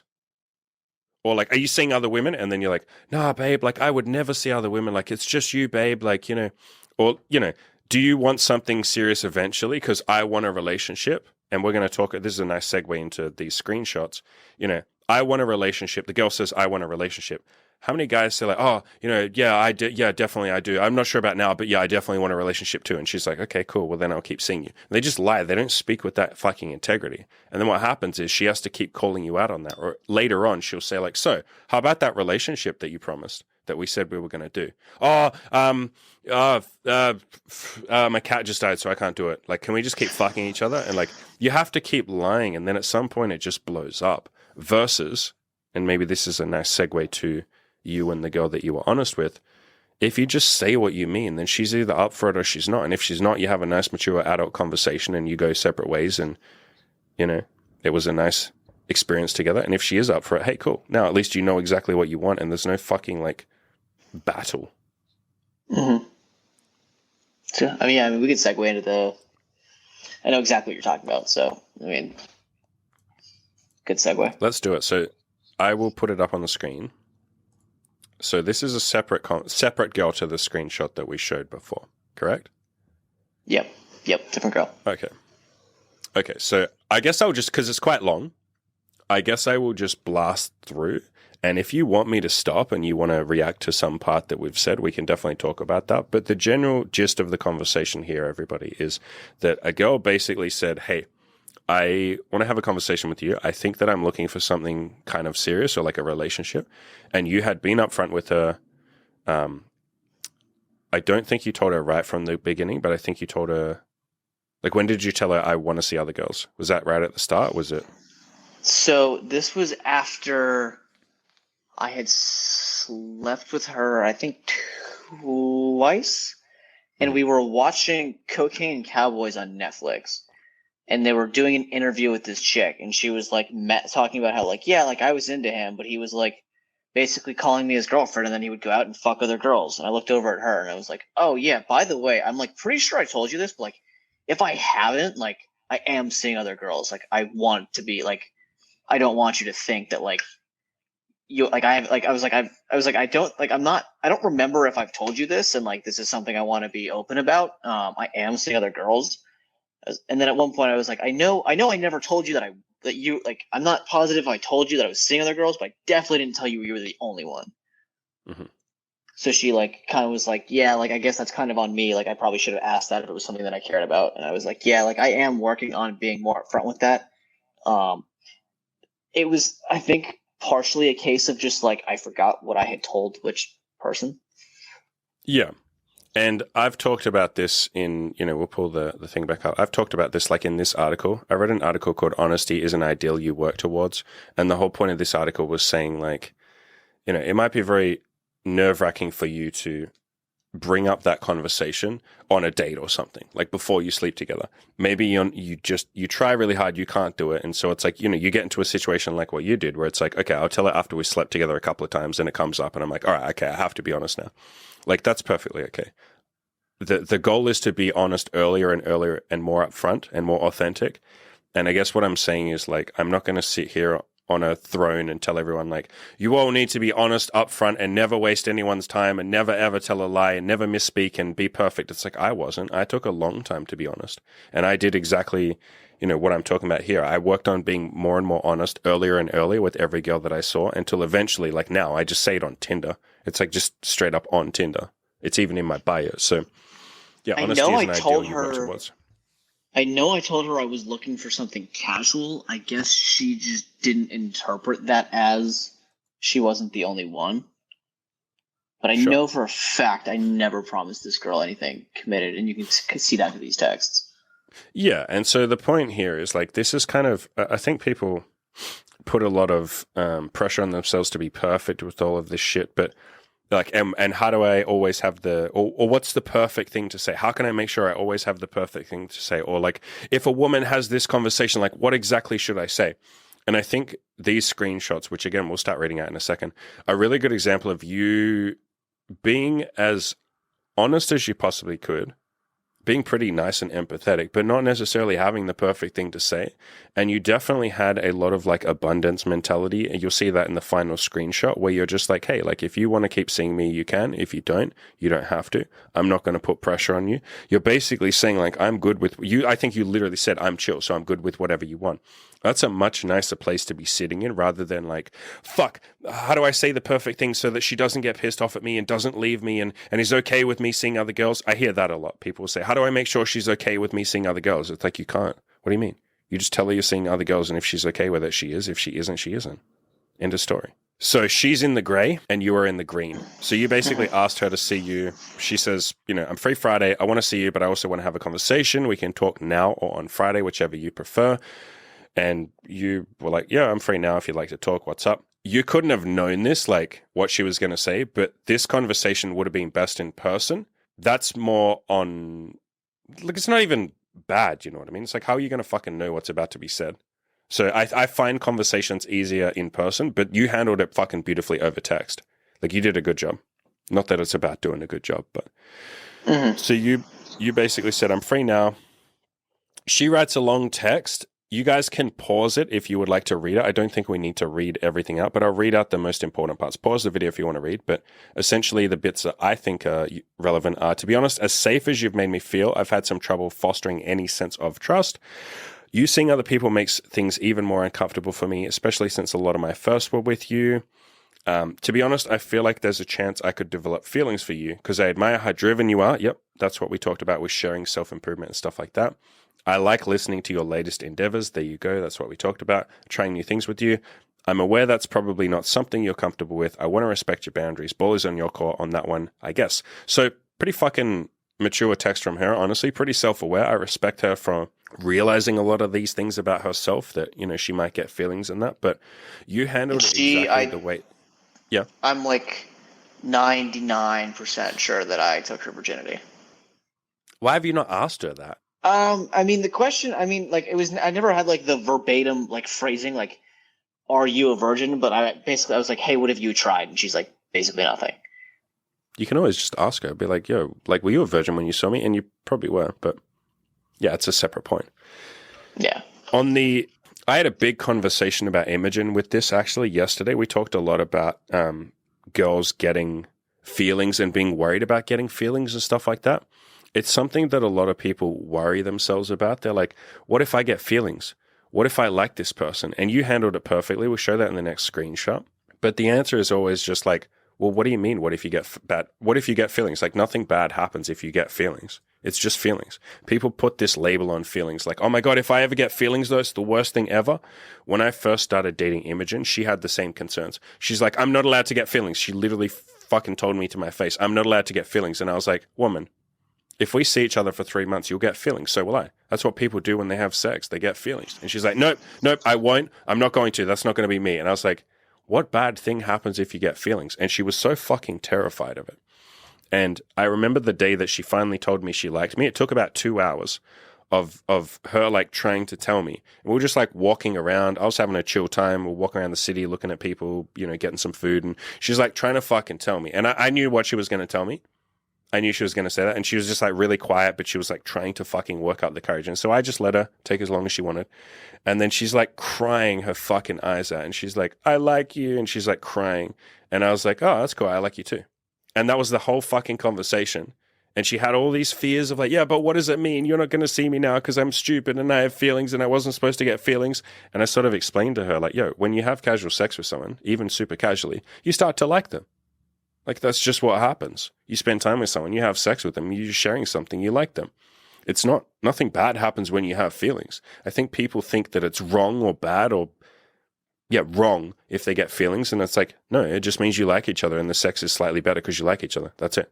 It doesn't have to mean anything other than the story you tell. And I will say the whole, like, I feel like in a lot of like the like red pill or like text game philosophy, it's like you can't send girls like long texts. I write girls fucking narratives, and I usually get fantastic responses from it. Yeah, I do voice messages that are like fucking long because I just ramble. Like any of my coaching clients. Okay, I don't think I did this as much as you when you were in the coaching group, but now I just answer everyone's questions in the Facebook group with a voice message. Like, bro, some of them are like 40 minutes long. I'll just give someone a fucking podcast answer to their question of like, what business should I start? And I'll just give them a fucking hour-long answer. So I do that with girls as well. Yeah, there is definitely this sentiment of like, don't write too much or don't do it's like, do whatever the fuck you want. Like at the end of the day, do whatever the fuck you want. Some women won't like that you wrote a long answer, sure. They'll call that like too much or, you know, something like that. Plenty of girls will be like, yo, I like how much you write. Isn't that cool? As long as you're not having expectations when you write something long, like you're not writing something long to try and get something out of someone, because people can tell that. Like you're not writing a long text because you're trying to change her mind or something. People can sense that, and that does come across as like a little bit needy or controlling. But yeah, if you're just sharing your shit, great. Yeah, I actually wrote one girl that I'm seeing like a pretty like not like that lengthy, but like a decently long text that was basically like, hey, like I've also like we're kind of getting off topic. I don't know how much I'll bring this up because I do have this on like a list of things that I'm like I have like a little note sheet, but like I need to work on screening in person a little bit harder.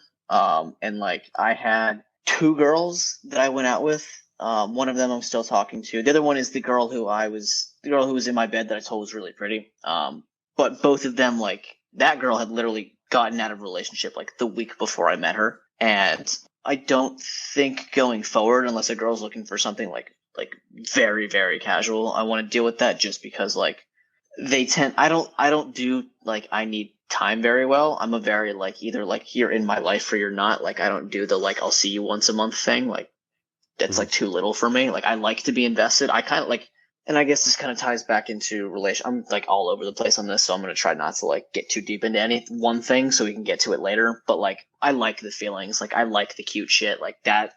I've realized after like having kind of like empty like just to fuck sex and like not as like I like the cute shit. I like really liking girls. Yeah, I always say with all this stuff that people worry about, like how often should I text her? You know, how often should I see her? Like, should I do this? Should I do that?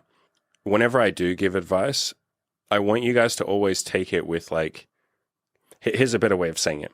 There is no right answer, and I think I make that fucking clear. I say that like that's probably my most spammed thing. There is no right answer. I'm not telling you what to do. I'm not your dad. I'm not going to fucking run your life. Like there is no correct answer.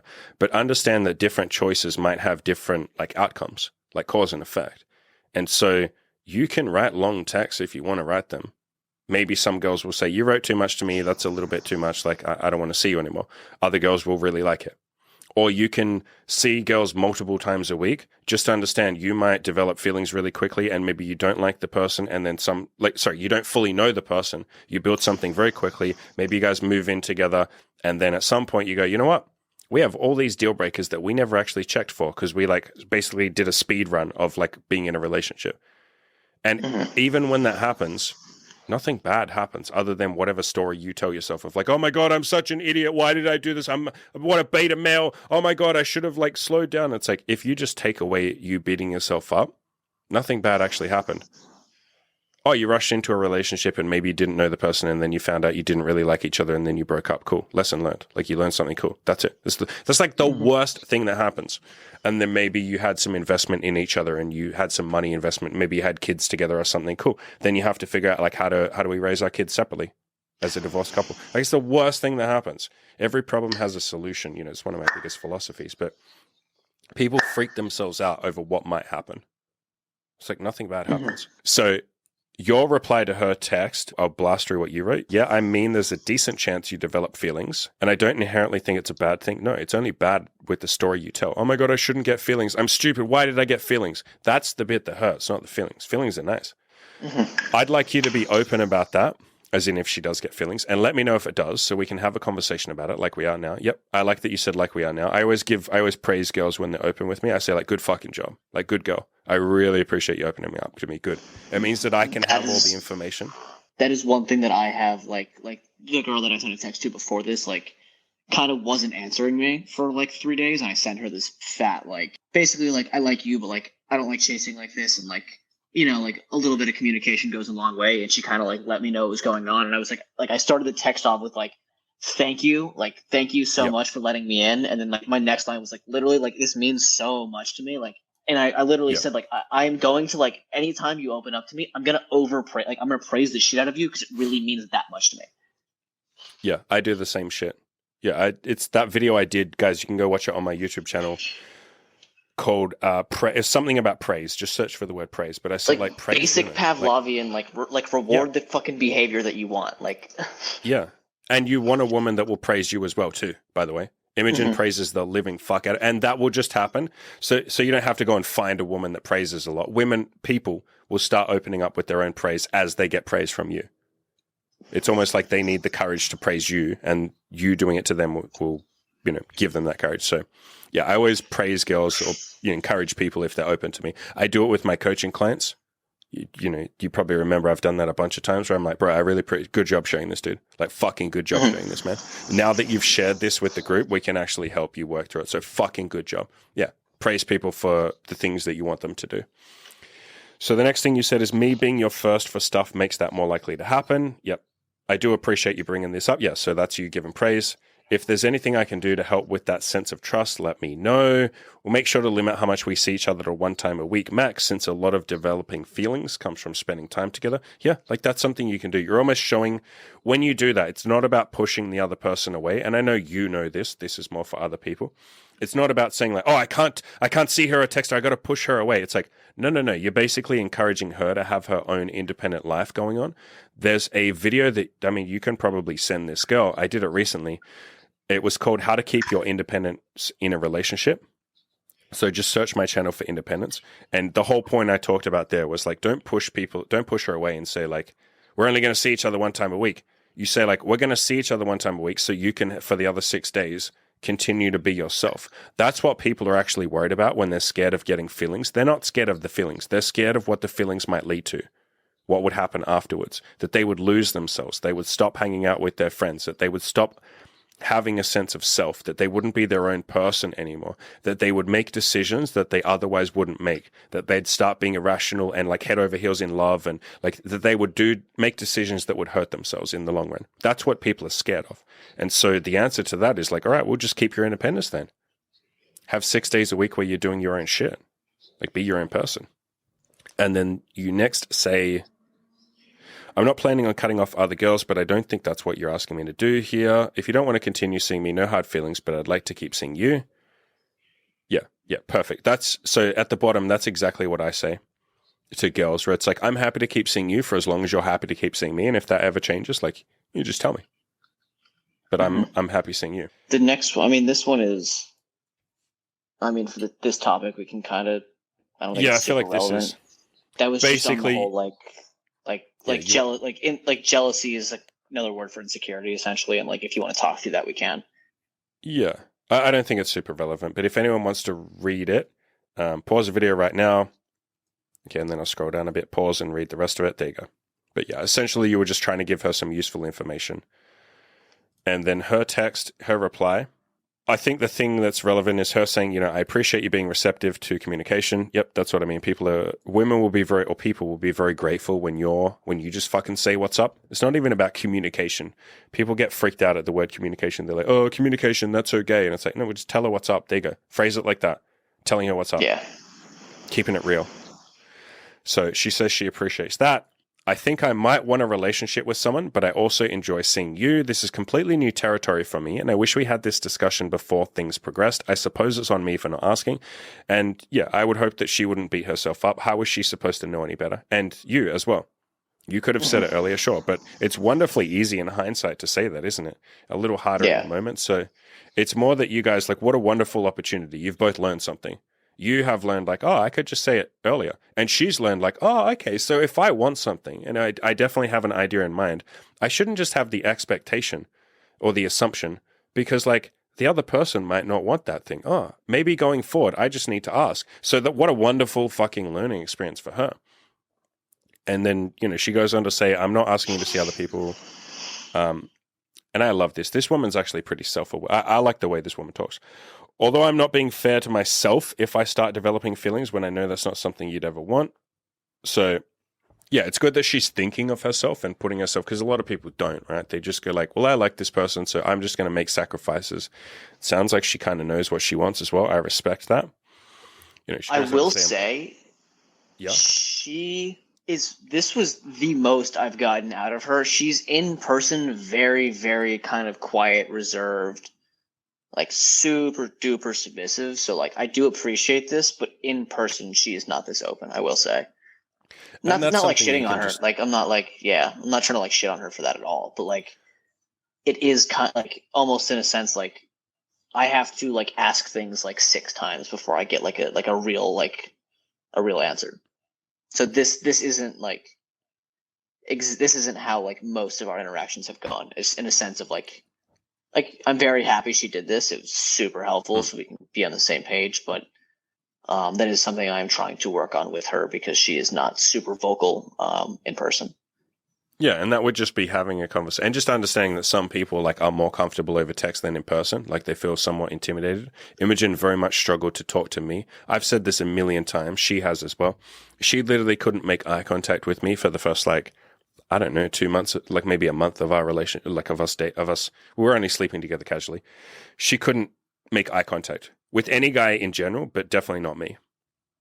Like literally couldn't make eye contact. And when I say that, people go like, oh yeah, sometimes she looked away. Like, no, literally could never look into my eyes ever, not ever, ever, ever, ever, ever.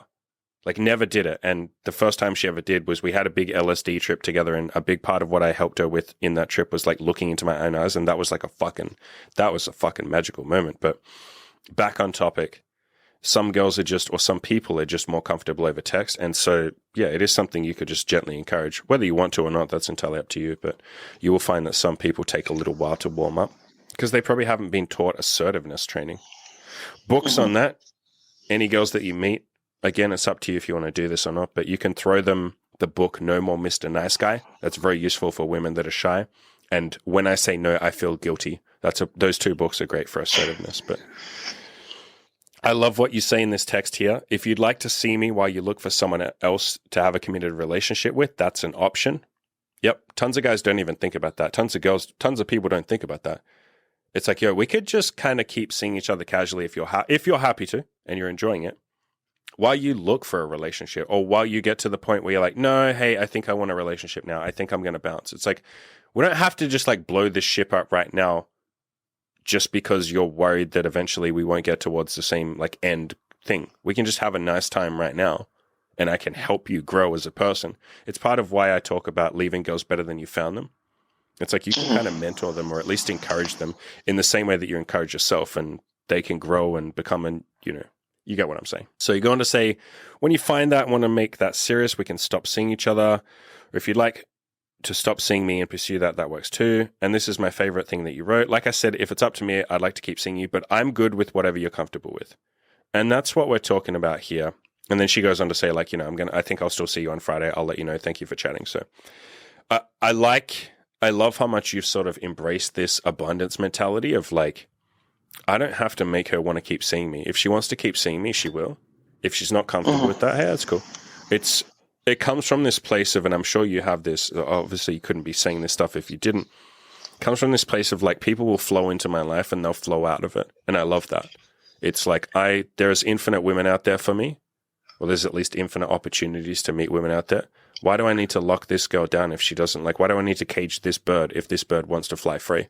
A large part, like, 'cause, like I tell like other people outside of my life, and they're like, why are you like seeing so many girls? And I'm like, I like the way that I can come to this situation knowing that I don't have to do some underhanded sneaky shit, because I know that like, and granted, like I think like, as much as I think it'd be cool to like have a girlfriend who I can like either like see it, like still see other girls with, or like see other girls together with, I don't think it's a deal breaker for me. I really like, if I find a girl who is like all the other shit, like that's missing, like I don't think that's important enough to me to like cut that out. You know what I mean? Like I think that's something that like I'm willing to like it's not important enough for me to like get rid of a girl that I really like over.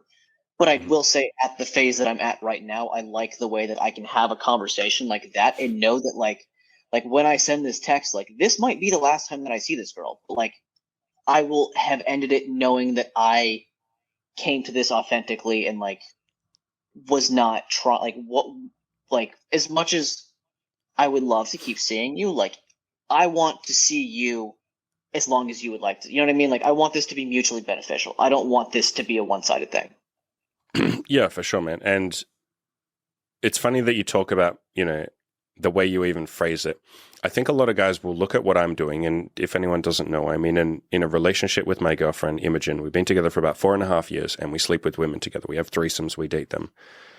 I think a lot of people look at that and they say, well, because I'm following Andy's advice on other things, I should also want an open relationship where we sleep with and date women. And I should also have threesomes because that's like the peak. And I respect this Andy guy, and I'm for the most part, I like his advice. So I should do that too.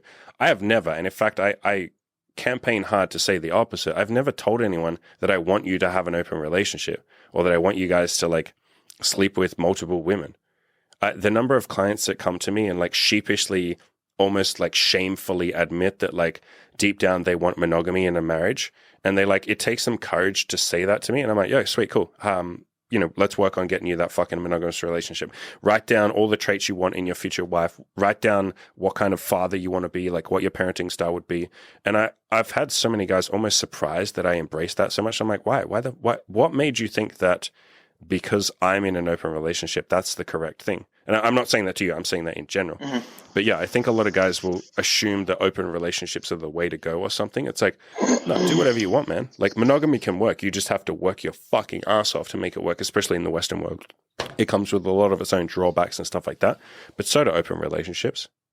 And so I don't really have a hard and fast. I also think. Yeah, go. The idea that like. I think all relationships, like a relationship should be work, because like your relationship with yourself is work. Why would your relationship with another growing, changing, independent human being not be work as well? I reject the word work. Work is an effort. Like it's not like it's not just gonna like do its own thing.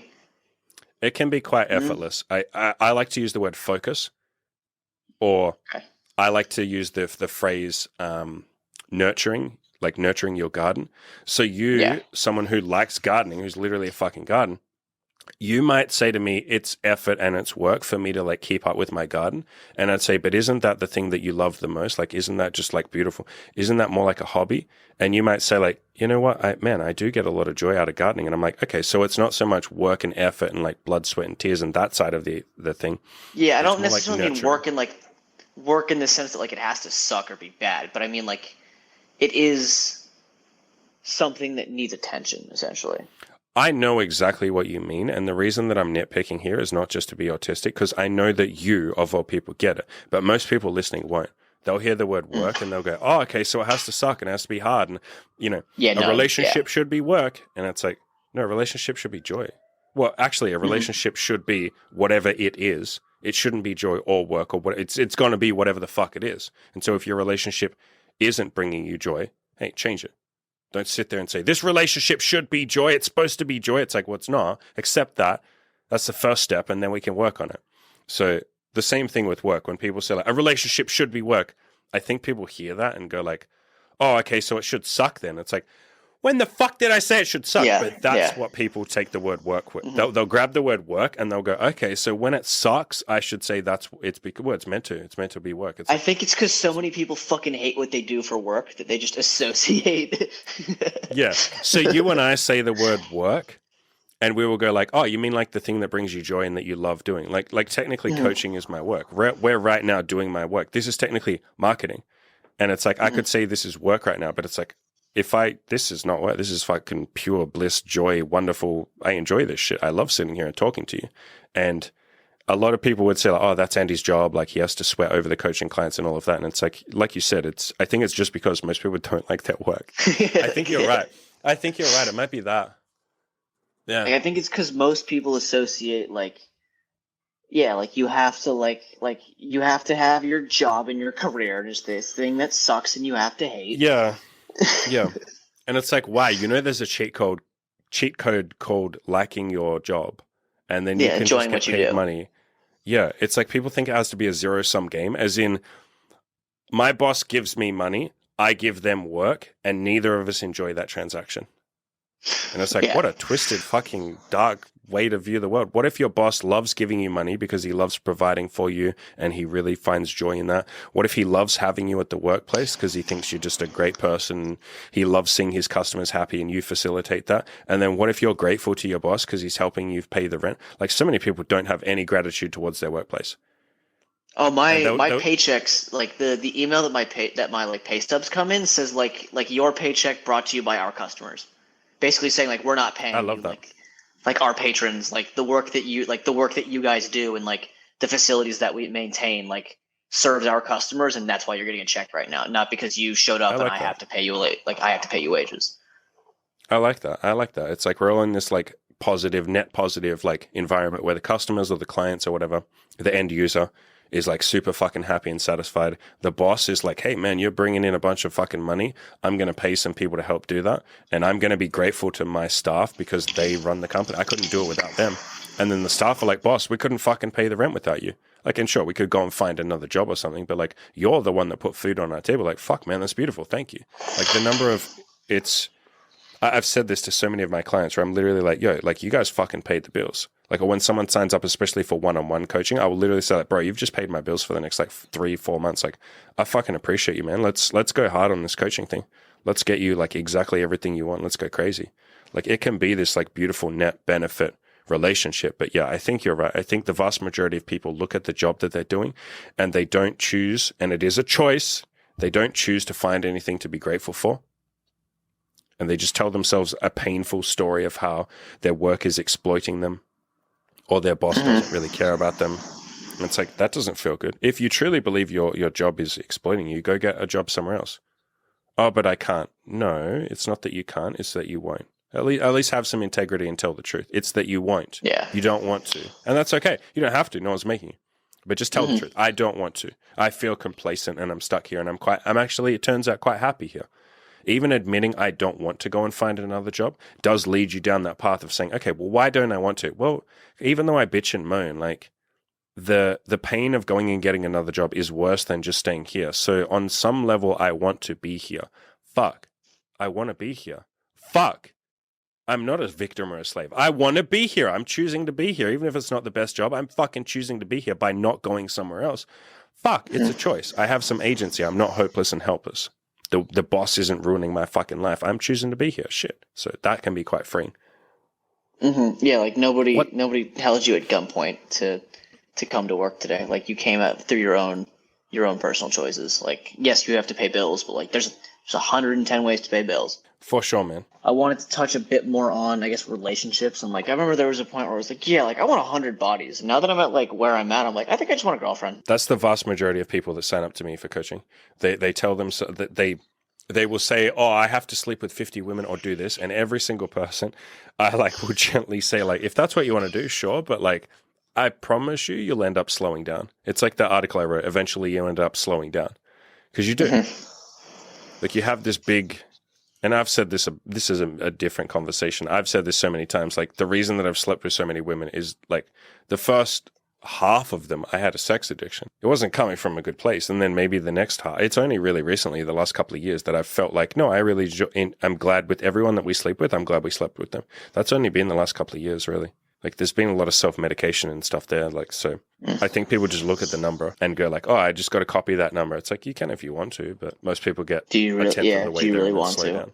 And fair enough, you don't know what you want, so it's a decent starting point, but there's very few people that end up like having a fuckload of sex, like an obscene amount of sex. Do you want me to answer the question from before, the relationship one? Yes. Well, there was also, I guess, before, yes, but on that topic, this is something that I am working through in my spare time, but there's a part of me that is trying to figure out, just because I'm not entirely sure if, granted, I know I really want a relationship, but like, there's one girl right now who, like I said right before that, like, I sent her a text. It was basically like, I would be open to it. Once again, not trying to like start right now, but like, there's a part of me that has to like keep in mind, do I really want a relationship, or am I like kind of looking to just like stop putting in the effort to try to like meet new girls? So in the Sure. I'm not going to stop until I'm at a point where I like know that this is going to like go that way. So that way I can you know what I mean? Like, I'm not going to like give up on all of that right now because I don't know how this is going to go. But like, what I would recommend you do, if you haven't already, is go on to my YouTube channel. And I've recently put in a bunch of playlists, and one of the playlists, relationships, there you go. So I would check in the relationships playlist, and in there, and anyone else listening who has similar sort of questions, go watch all those. So I'll show it on the screen here. I would go and watch every single relationship one I've done so far, because I answer a lot of these questions. Essentially, the answer to your question, you're essentially saying, I don't want to get lazy and complacent. I'll tell you two things there. The first thing is like, that's entirely within your control. That's why I talk about this one here. Always keep your independence in a relationship. Another one here, how to have the best relationship ever. Qualities to look for in a woman, but apply those to yourself. So a lot of the qualities that I said I would look for in a woman, or I would help engineer and foster, are things like self-improvement, having your own life going on, your own independence, and all of that. That's why I started watch trading, because I was like noticing that like I was kind of like almost like too all in with girls, where I was like, if a girl bailed, I was like, well, fuck, like now I have nothing to do. It's like that's a problem. You should have other shit going on. Yeah, for sure. Yeah, for sure. That's a big part of, what people talk about when they say abundance mentality. It's not just about having like a bunch of women in your life or the option to sleep with a bunch of women or date a bunch of women.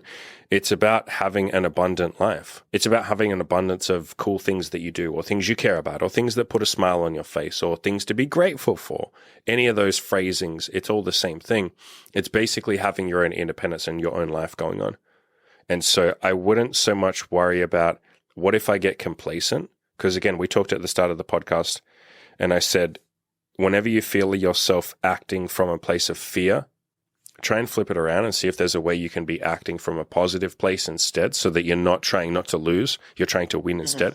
And so rather than saying, how do I stop from getting complacent or what if I get complacent in a relationship, say like, how do I keep my independence in a relationship? How do I build myself in a relationship?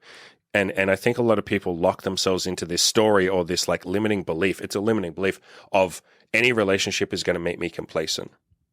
What if that story couldn't exist in your mind? What if the only story you could ever think is like, oh, a relationship actually makes me less complacent because it's a really good opportunity to build myself because I have someone there who like is going to encourage me and foster me and push me and will respect and admire me more the further up I go. That's like jet fuel on my own self-improvement because if I just like really crush my goals, I have a fucking cheerleader next to me who's going to be like, hell yeah, like keep going, keep pushing. I have an accountability partner. I have someone that can like push me, that can work on their own goals and like we can almost be like competitive with each other.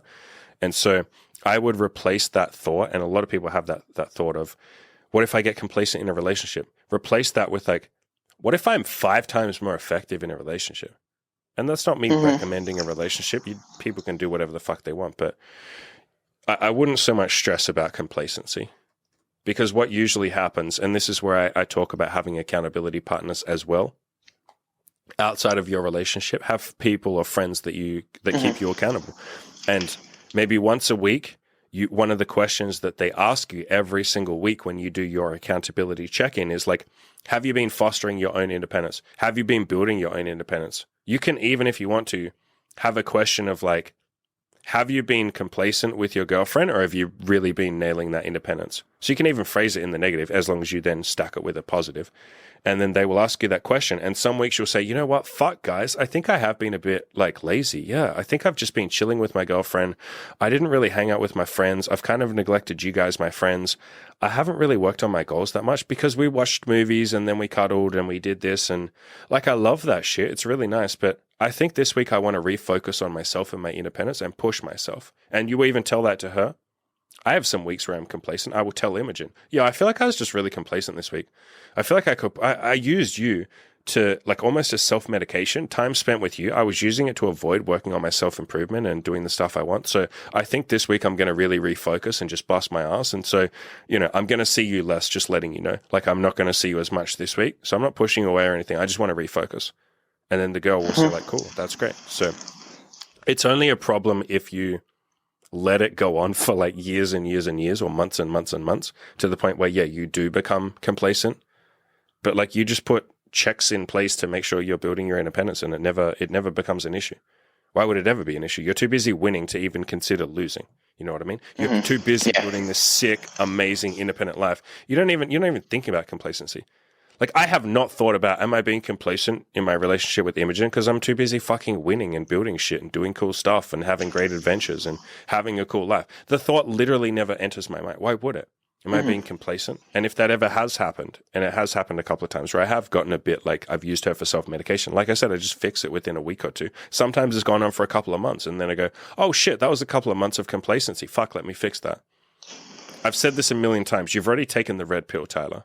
You've already swallowed the self-improvement pill. You can't untake that pill. You can't be complacent. You can't quit. Like, no, that's what I mean. You'll be complacent and lazy for a couple of weeks at a time, maybe a couple of months at a time from here to there. You might even have a period where you're depressed or something and you go 6 months and you don't really do much. And your body will like scream at you and be like, yo, what the fuck? Like I have all these goals. I have these ambitions. I'm not living up to them. What the fuck am I doing? I haven't been doing the things that bring me joy. Self-improvement brings me joy. I've been turning away from the light and moving towards some sort of like dark, complacent laziness. Like, fuck, let's fix that. You'll reach out to your friends. You'll fix it. Like, You have your own safeguards in place, or your body will, here's a better way of saying it. Your body will tell you if it's not comfortable with something you're doing. And so trust in that. Trust that you might get a bit complacent and then your body will tell you. The accountability safeguards definitely help with that, because then you'll never go more than a week without building your own independence and stuff like that. So that's an answer to most people listening. But just trust that even if the worst thing happened and you were complacent, hey, you'll be a complacent little needy little man, and then you'll fix it. I struggle to like remind, because like I've only, you know, it's all I know, but like there are some times that like, and I've had this conversation because I have a very driven friend group of like very much in like the self-improvement, like half of them dropped out of college, but like I have a friend who's my age, he's 22, and like he's buying his second property in July. Mm-hmm. And like sometimes we're like, fuck, we're not millionaires yet, and we're like, bro, like we're 20, like I'll be 22 on Sunday. Like, I'm still young as fuck, and like I forget that sometimes, because like for me, I'm like, I've been doing this for 6 years. I'm not rich as fuck yet, but I'm like, you're still young as shit. And even if you're 40, you're still kind of young. Like really, like we're gonna live to 100. Until the day you take your last breath, there's still time. Yeah, people make this. They live in this future like made up. Well, it might happen. It'll happen one day. But they live in the future, and they sit there and worry about the future of like, one day I'll be old. And it's like, you're not now. You're not old now. Why are you stressing? Yeah, but one day I'm running out of time. One day I will be old. And it's like, so why are you living in a fucking delusional state right now where you're pretending that you're old? Why are you even thinking about when you're fucking old? Think about that for 10 seconds. Go, yeah, fuck, okay, I really want to make the most of my time right now. Let's fucking go, baby. And then put it out of your mind. Like, why are you sitting there living in the future? That's literally not being present. That's you wasting time, which is the thing you said you were the most afraid of doing. So why are you fucking just having a self-fulfilling prophecy and doing that? So, yeah, I think sometimes you do forget, like you and plenty of other people forget that you have plenty of time. You also forget, or maybe you're not fully aware that, and I say this all the time, but I have made so many mistakes. They're not even mistakes. I didn't know any better, but I've had so many stumbles or so many things that in hindsight, I look back and I'm like, holy fuck, like, how did I not know that?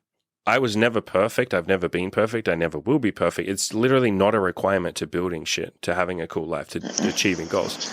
I think the other thing that people do with relationships, they do it with sex with me, but they definitely do it with relationships with me.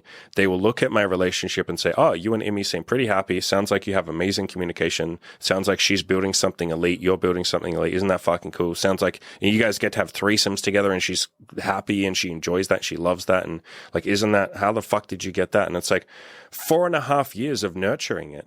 Like 4.5 years of us not knowing what the fuck we were doing, stumbling around in the dark for half of it.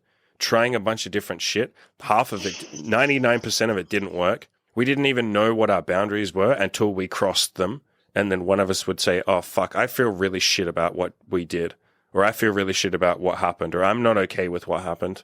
Okay, well, let's talk about it. How come? Like, what are we going to do? What's the solution? Like 4.5 years of that. It's not like we woke up one day and we were just like, hey, let's be great at a relationship. Sure, let's do it.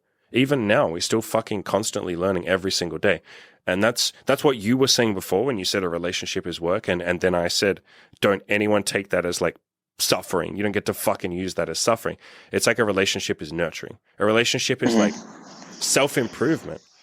A relationship is something you're constantly growing. I like to look at a relationship as a self-improvement project, or it is. The healthiest relationships are self-improvement projects. The same way you self-improve yourself. It's two people improving themselves and each other. We talked at the start of this about video games and shit like that.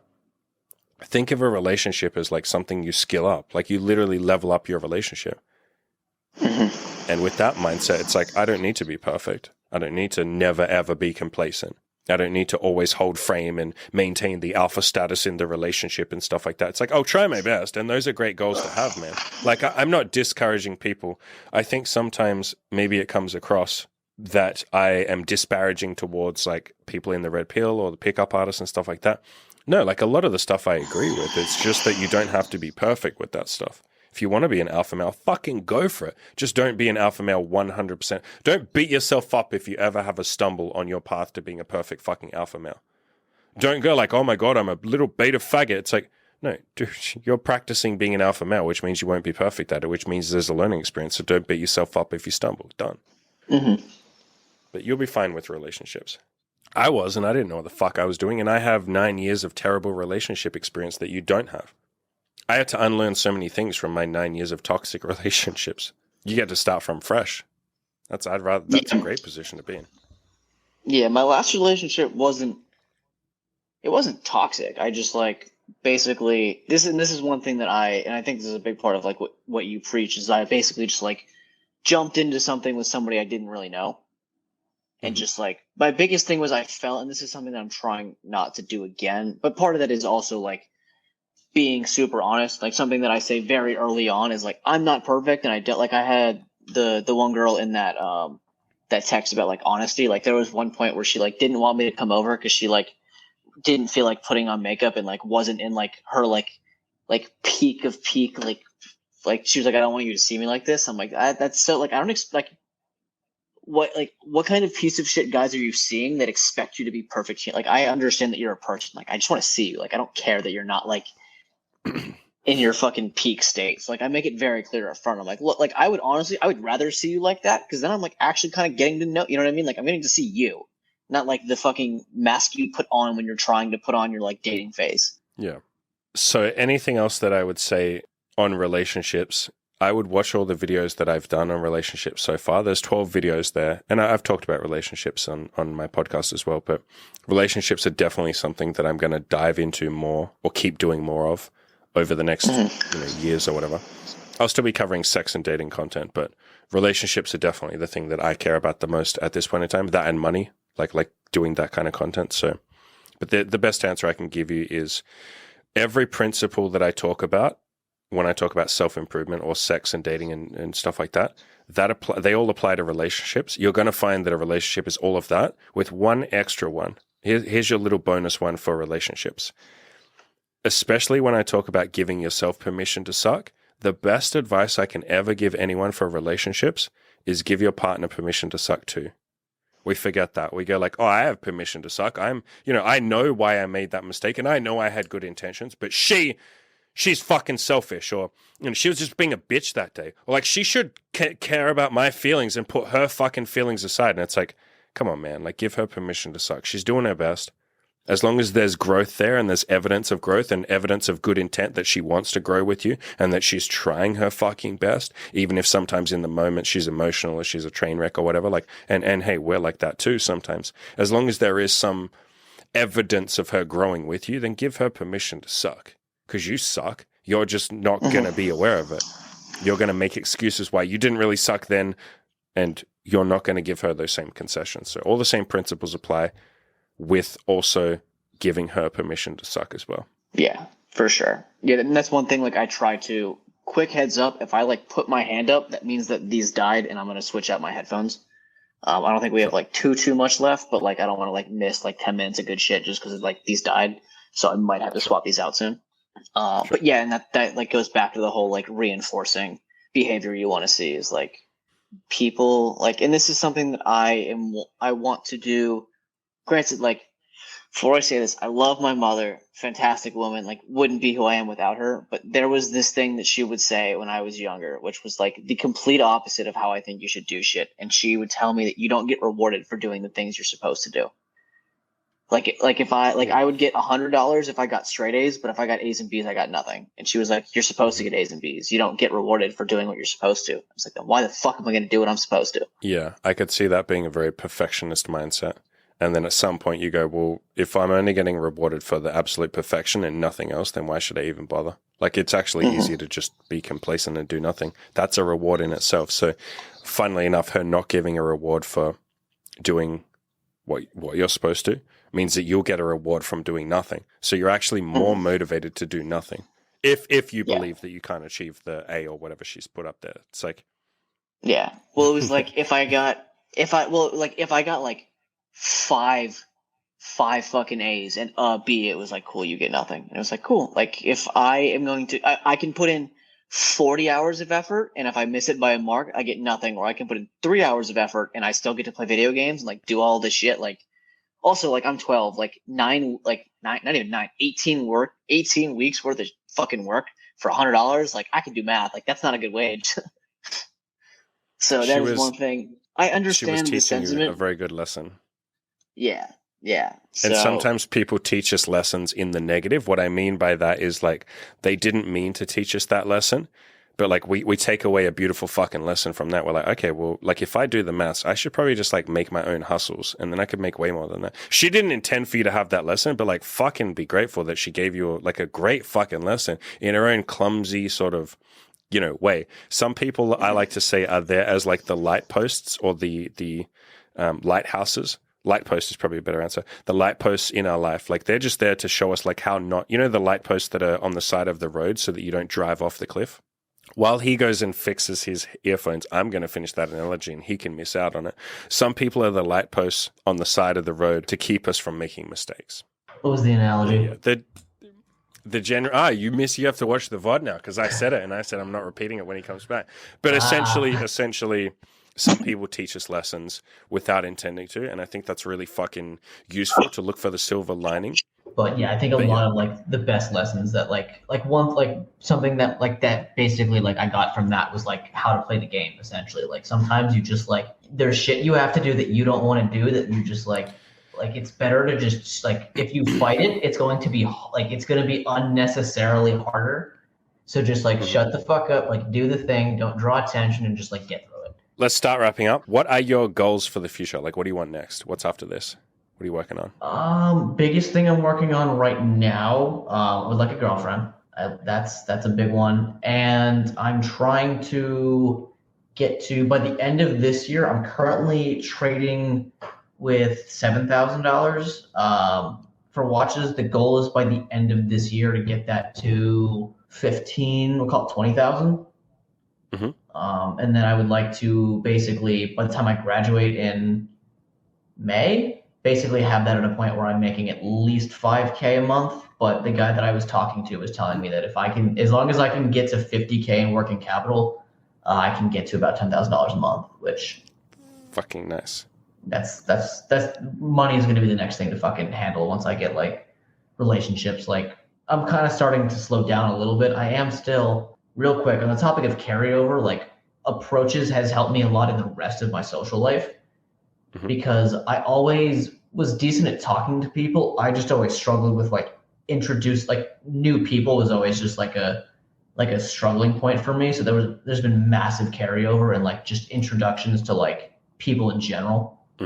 It's everything we were saying before. This isn't just about getting laid. It's not that shallow. It's like it has such a knock-on effect to the rest of your life. It gives you confidence to then pursue the rest of your goals. And a big part of that is like a lot of like at least the type of watches that I'm trading. Like I would like to get into like APs, high-level Rolexes, like $25,000, $30,000 watches. A lot of that is networking and like going to like I want to like get like I want a nice car. Like I know you said you don't have a license. Like I want to get.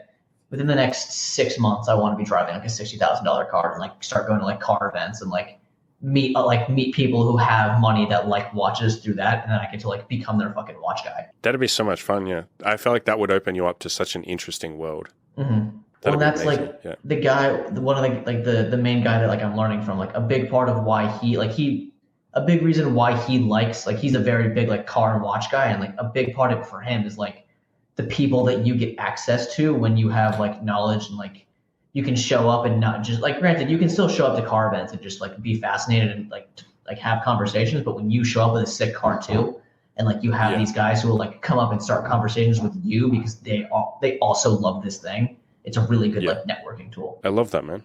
So money, relationship, perfect. Once I get the money, I would like to get back into jiu-jitsu. I just like $150 a month for gym, and I don't really have. I'm doing too many other things. Plus, the money's kind of tied up. But I would like to, at some point in my life, hit 150 pounds. I put fitness on the back burner just because, like I said, money's on the tighter side, and like cooking just takes up so much fucking time that I was like, well, I'm more concerned with girls and money right now, so like those are ideal. But I would like to get like pretty hard back into fitness. Nice. And then perfect. I guess some like hobby goals, but like nothing like serious. Just like get better at photography, get better at archery, like that kind of shit. But that's the kind of thing where like once I have the free capital and I'm like, okay, well like now that I'm like done with school and would like to actually have other shit going on than my girlfriend, like let me go pay somebody who's really good at these things to teach me how to just like get really good. And I also like I want to get Canon has a 1 to 500 like 2.8 or like under 3.5 at like under 3.5 aperture at like a 500. It's like a $10,000 fucking lens, but I want to get it for nature photography just because like That'd be sick. I want to get to a point where like I have the money to just like drop 10K on a fucking lens because why not? Yeah, that's what money's there for, to enjoy the spoils and have a bit of fun with. I love that. Anyone you would like to shout out? Would you like to promote yourself? Would you like to promote anyone else? I mean, shout out to you. Thank you for, I guess, being out there to be found. Like I said, back to the whole like mentors. Like if you have the money and like I literally like you got all of the money I made for like 3 months, and I would do it all over again. A lot of my clients are like that. They just dump all their fucking money. They're like, Andy, help me. Here's all my fucking money. Please help me. I'm like, let's fucking go, baby. Let's do it. Yeah, like once I have the funds too, I would like to get back. Granted, I don't. We'll see where I'm at, but I would like to get back into the one-on-one at some point, or get into the one-on-one at some point. And I guess another fucking shout out to Cam. That's all I can think of. Yeah, Cam/Radical. Yeah, Cam's a good guy. Yeah, that's all I got. Final question before we depart from this beloved earth, or at least this podcast. If someone wanted to sign up for coaching, but they were kind of on the fence, what would you say to them? I'll fucking do it. Like, I mean, I'm at this point, I am probably in the like $20,000-$25,000 range as far as like money I've put into coaching courses, self-improvement. Yours by far was the one that like, if I had to pick one to do again, it has had the biggest impact on all aspects of my life in the shortest period of time. It's not a fucking like you have to do the work. Andy cannot approach for you. Andy cannot fucking take pictures for you. But like, if you will actually get your ass in gear and like make the money worth it, like fucking do it. Sounds like a good fucking mission. Sign up for coaching, bitches. But I appreciate you coming on. This was a ton of fun. It was a ton of fun working with you as well. Thanks, man. It's been a pleasure. Adios. Night.